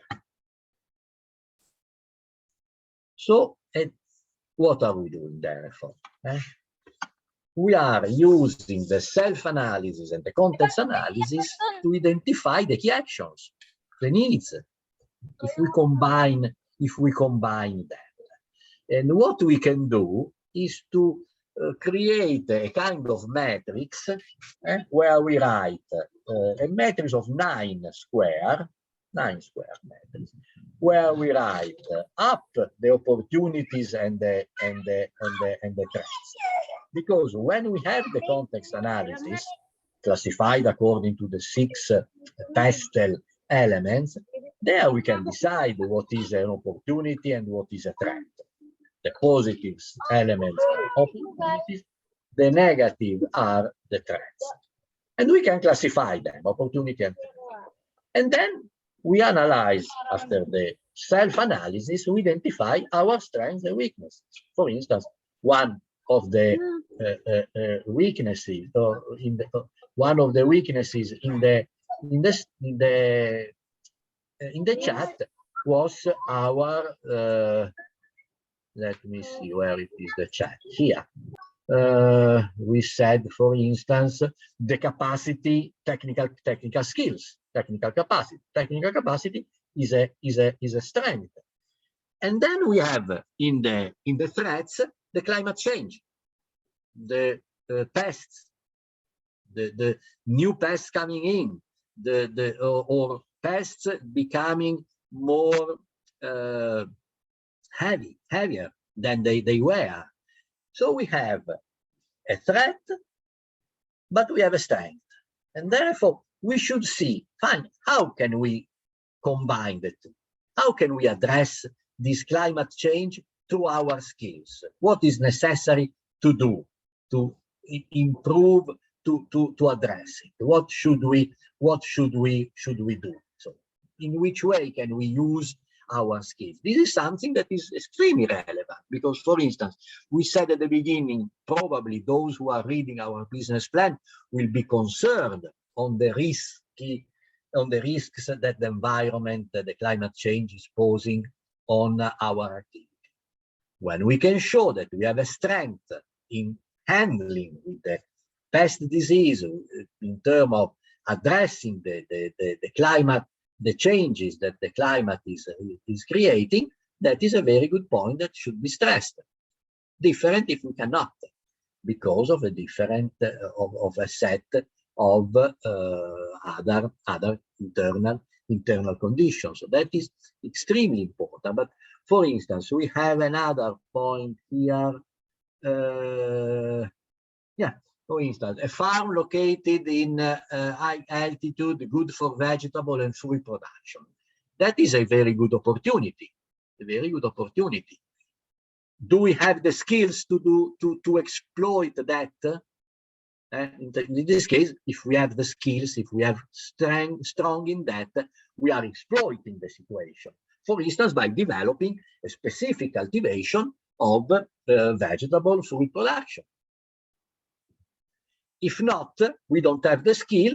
Perhaps we have to take measures to create that, and therefore the actions might be getting technical assistance, going to training, increase our capacity, which we don't have, to capture that opportunity. The location of the farm. The location of the farm is providing us with good potential for fruit and vegetable production.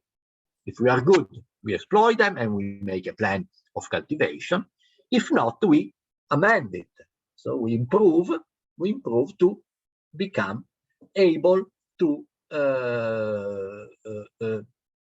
capture it. Mongolia said we are landlocked, we are relying only on China. Perfect. Do we know the Chinese market? In which conditions are we in terms of strengths and weaknesses to address the Chinese market, in terms of marketing skills, in terms of logistics skill, in terms of products, in terms of capacity in general to fulfill the demand that is coming from China, particularly in our key cultivations like livestock. All these are elements that we should consider, and that this combination of the external context, therefore the pestle, converted into opportunities and threats, and our self-analysis in terms of strengths and weaknesses, you see in the globe left side in our slide here, that will give you the capacity to analyze with more focus your activity. And you see the importance of the right classification. If you put, for instance, we said this weakness in terms of climate change as a weakness, then it is a weakness. What to do? There is no solution to the real weakness, because that is not a weakness, that's a threat. And you have to work on the weakness or the strength, which is your capacity to address, your knowledge, your competence, your technology, your elements, your market as well, your market. That is the importance of the right classification. That's why I insisted on the exact classification of the items.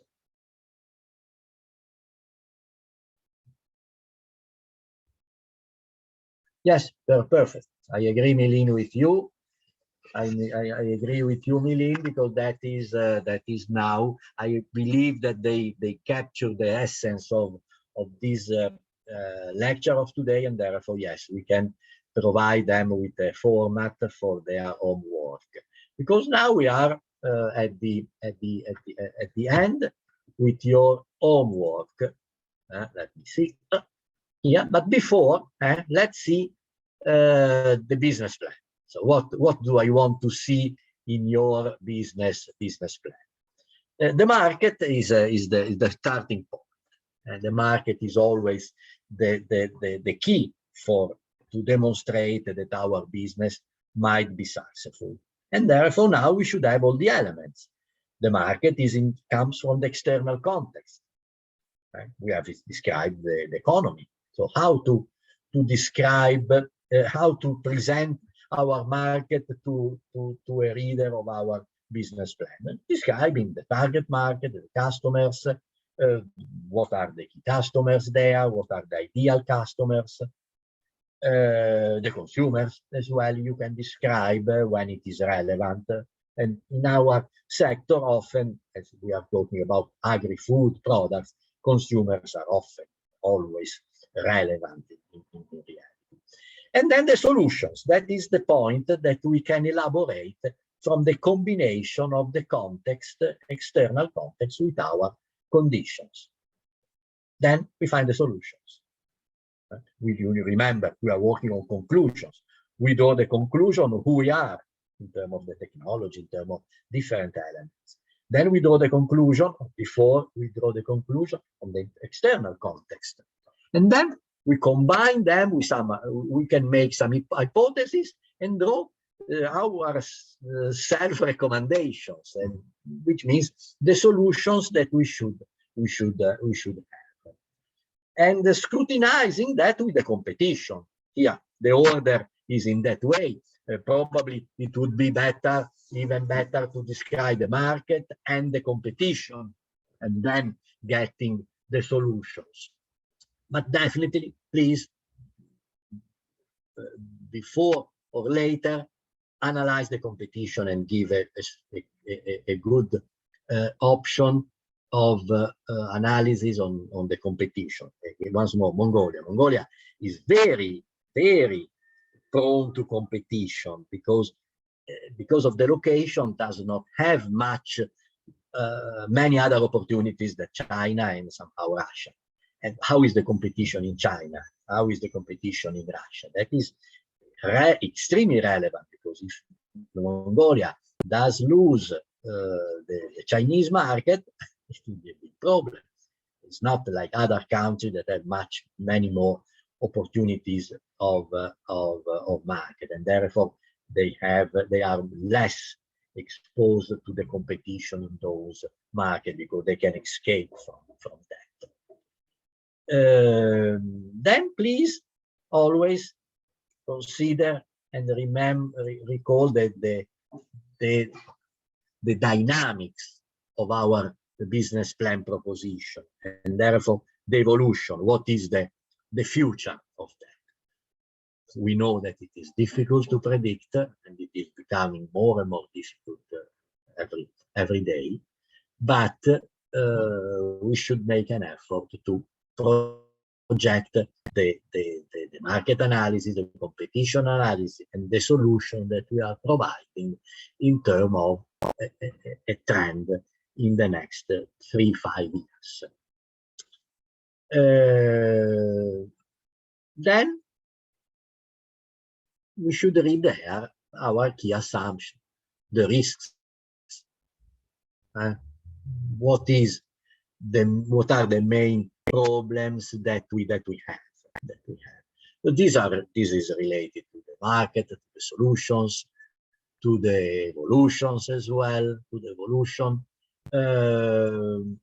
And here we might have the exit strategy. For instance, once more, the very easy the example of Mongolia. What happens if China goes wrong in terms of my market? Do I have a second option, a plan B to continue selling my products, my livestock products to abroad? How is the internal market, for instance? Is it enough? We know that it is not, unfortunately. Mongolia is a large country, but very little population. Therefore, probably that is not an option, and we should describe everything in this way, because someone with the money to fund your business will be worried when seeing that your market is focused on one market only, because obviously this might create a disruption of the business in the future. So this should be also addressed.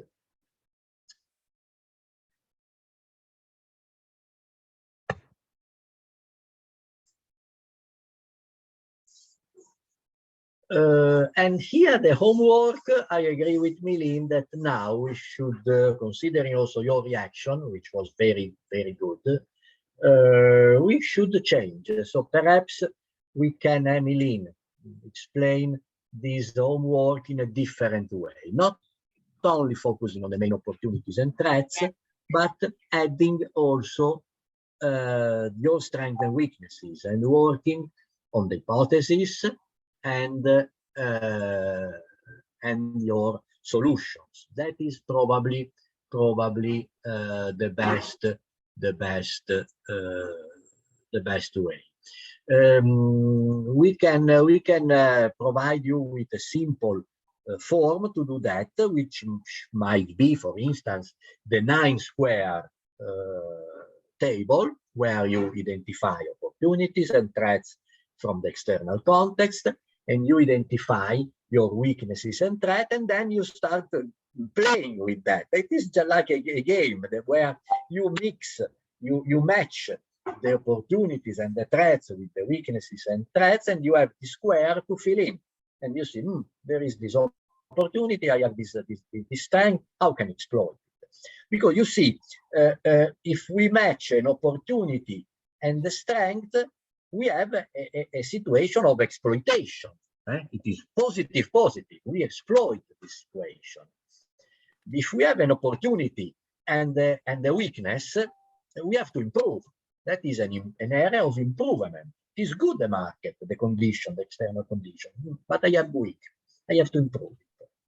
And then we have the the threat, so the external context is not going well, but we are strong. And we have to adjust to that because we are strong in that. And therefore, we can still cope with it, but knowing that the external conditions might be difficult. For instance, once more, the example of Mongolia. They might be very good in producing livestock. They are. And that is a strength. But they have this threat that their market is focused on mostly on China. How can we do that? How can we adjust to this threat? We should find the right solution. And also finding the solution, there is one, because I'm coming in 30 seconds. The protection when we are weak and there is a threat. That is the worst conditions where we might find ourselves. What should we do to survive? Because in that case, we have to protect ourselves from a difficult situation where we are weak and the external context is carrying us, is scary. So this will be, in practice, your homework. Please, go ahead with your comments or question. Yes, Kozao, if you have questions. Yeah, he raised the hand. Please unmute. Koza, sorry. Do you have a question? Please unmute yourself.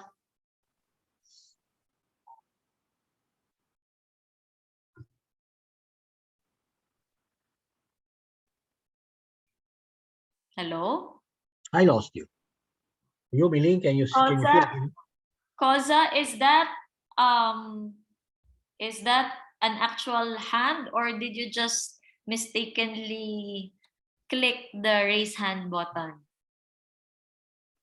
Ah.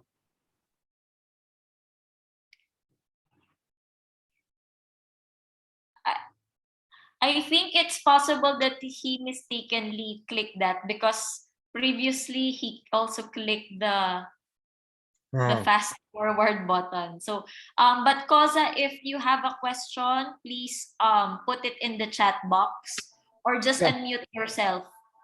Yeah. Or just unmute yourself. Okay? Perfect. Okay. Thank you. So if there are other comments, here. Go ahead, whoever is talking. Go ahead. Go ahead.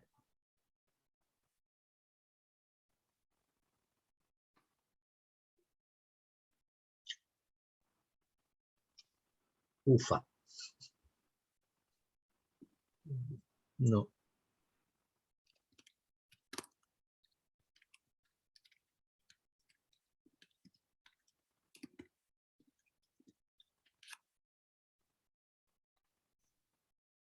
Okay, I think maybe whoever that is, they could just raise his or her hand again. So there.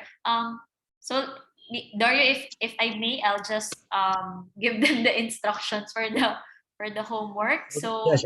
And then Milin, we select the two presenters for the next week.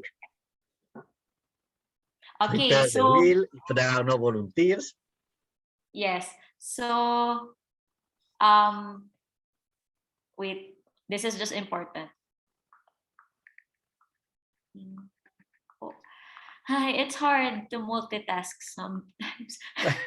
Okay, sorry, I was just responding to the supplier of the brochures that I need to have delivered now. But in any case, so essentially the homework will be this. I will sending you a form or a guide to the focal points of the farmer organizations that are here today. So I will send this on Monday, but essentially each participant individually, they have to answer the form and they really have to reflect on what they think are the opportunities, threats, strengths, and weaknesses of their enterprise or their potential enterprise idea based on the different external and internal factors that we have discussed today. So again, so the assignment or the homework will involve each participant answering the form and really reflecting what they think is the internal, external factors, strengths, weaknesses, etc. that their current enterprise, if they have one, or their potential enterprise idea might encounter or might have. So I will be sending that on Monday. And if you have any questions, of course, please feel free to let me know.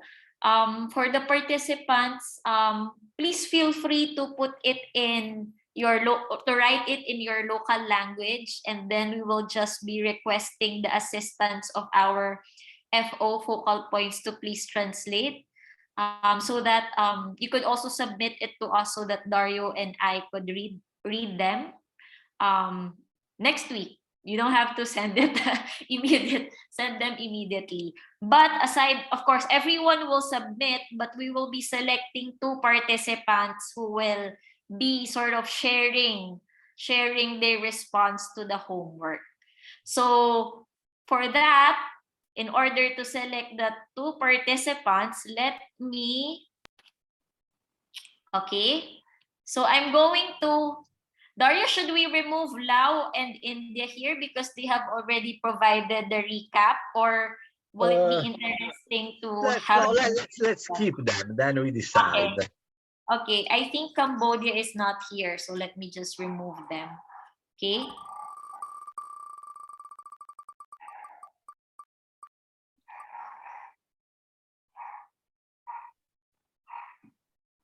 That was very interesting. Nepal. Okay, so happy to hear from Nepal.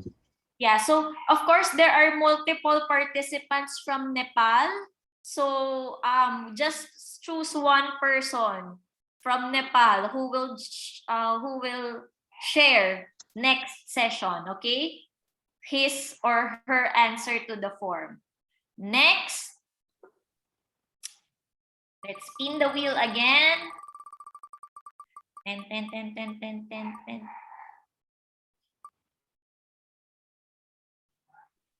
And Mongolia. All right, Mongolia. Okay, so Nepal and Mongolia, you will select one participant only to share his or her response. There were 2 or 3, I think I saw. Yeah. Perfect. All Excellent. right.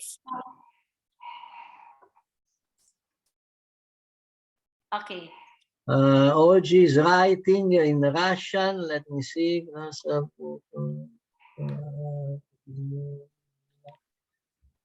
Our Mongolian participant said something in the chat.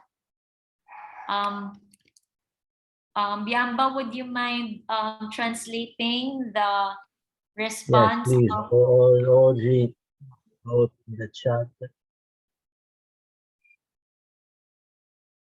Okay. It's not for everyone. It's a direct message. It was supposed to be a direct message to. Sorry. Okay, but yeah, so congratulations. Congratulations to our participants from Mongolia or Nepal and Nepal. One participant from each of your country will be sharing their homework assignment next week. But of course, everyone has to answer it still because it will be submitted and shared to us. So I guess, Dario, that is the end, right? That is the end. Yes, we stayed within time.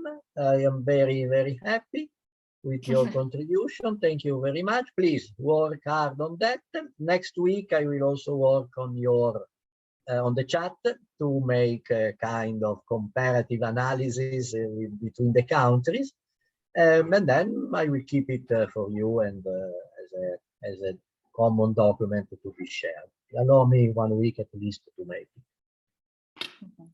Okay, so that is great. But before we end formally, for my documentation, is it okay if we turn on our video so that I can take a photo of everyone for documentation purposes, of course.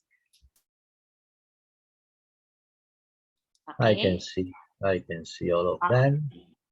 Okay, so 1, 2, 3, smile.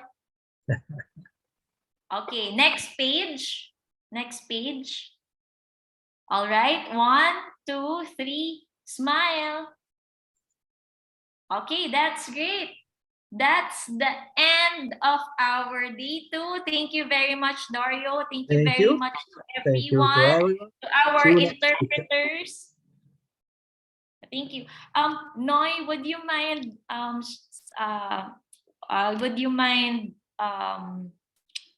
staying for 2 minutes? Thank you, everyone.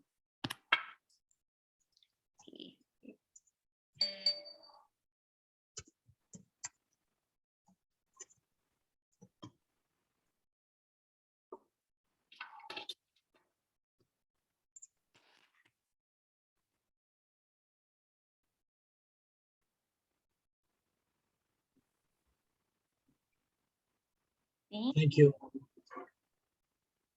Thank you to Myanmar. See you next week. I forgot to say that I'll be sharing the recording of the session, so people can. Yeah. Thank you very much. Thank you very Maraming much. Thank you very salamat. much. Thank you. Bye bye. Bye bye, Dario. Let's just Bye-bye. email. Ciao, Meli. Thank Yes, you. yes. Ciao. I will send you a possible scheme of these 9 square SWOT, very simple, and then you see how to elaborate. Yeah. And then we can talk on Monday. I'll probably add some instructions and guides so that it will be easier for them to answer. On Monday we can talk. Monday I'll be traveling. Let's see. In the morning we can talk. My morning I am traveling, but in the morning I am here at the office. Therefore, yes, we can talk even in your afternoon. I mean, in my morning, Actually, your I'll afternoon. be in Korea. I'll be in Korea next week. Oh, very nice. Let's try to see how it goes because I'll be attending the World Forestry Congress. So. Very nice, very nice. So you will tell us about it. Thank you very much. Thank you. By the way, I will send it. I will send it later today in the afternoon. You will see it tomorrow morning, or if you screen your email. Otherwise, on Monday morning. Yep. Okay. Thank you. Bye. Thank you very much. Thank you, you. Noy. Thank you very much. Thank you. Noy, actually, hello. Are you? Sorry for asking you to stay for a while because I was watching the videos that are being shown a while ago during the break, and it shows a young woman farmer with their enterprise idea. I think it was showcasing their enterprise. So maybe I was thinking we could invite them, or if you have other referrals, please let me know. Did you see that? Did you see her in the video? Hello, Malin. Yep. Yes. For the video, this is the one from the LFN Young Farmer Group in the Xiangkhouang province. But as I sent you the email, she will be in the field, so she cannot join. She will be in the field in the whole day. I mean in all of the schedule. Yeah, she will be the trainer for the. Is there anyone else in their group who could? For the start, maybe Pu Khao come here. She also be the one of the member of the Thong Mang cooperative, like organic cooperative, and now she's she has her own farm, like to raise chicken, poultry, and also vegetable, and she also sell the product in the organic market. Here to share. Yeah, maybe will it be possible? I can send guide questions. Yeah, please send a guide to me and a guideline to me, and I will talk to her and she prepare. Okay, so what I'll do is, um, I mean, I cannot commit to send it tonight because, but maybe I'll send it on Monday. I'll send the questions on Monday and so on. And then if you want to forward me the presentation for checking, it's fine. And then we could How long include. do they have to prepare a presentation because she's Actually, like the not, farm? yeah, not so much, but I guess if you have just photos, maybe Yes. photos of her product, you don't have to put Yeah, like sure. explanation Sure. anymore. Yeah. Sure, okay. So I can send the guide questions on Monday, and Okay. then if she's okay, we can probably insert her sharing next Friday in the session next Friday. Next Friday. Okay, I will let her know. She's If- the if- one still be here, like a Yeah. She's the one will be the one that I think it because of the internet connection is will be good, better than in the other province because and some of our participants today have the problem with access to the internet. So is will like out in and out in and out. Yeah, I have been admitting participants every Yes, Tuesday. it's quite hard. So it will be hard for them to follow up also.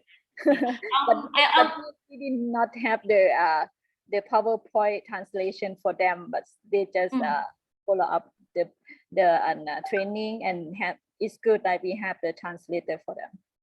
Yeah, there is also a recording. So I'm not sure if you were able to download the previous one, but I'll be sending them after. For the download, just only English or they can hear. Yeah, when you download it, it only downloads the English. It doesn't download the translation in the interpretation channels. That's the challenge.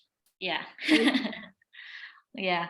Hopefully Zoom will come up with that in their next update.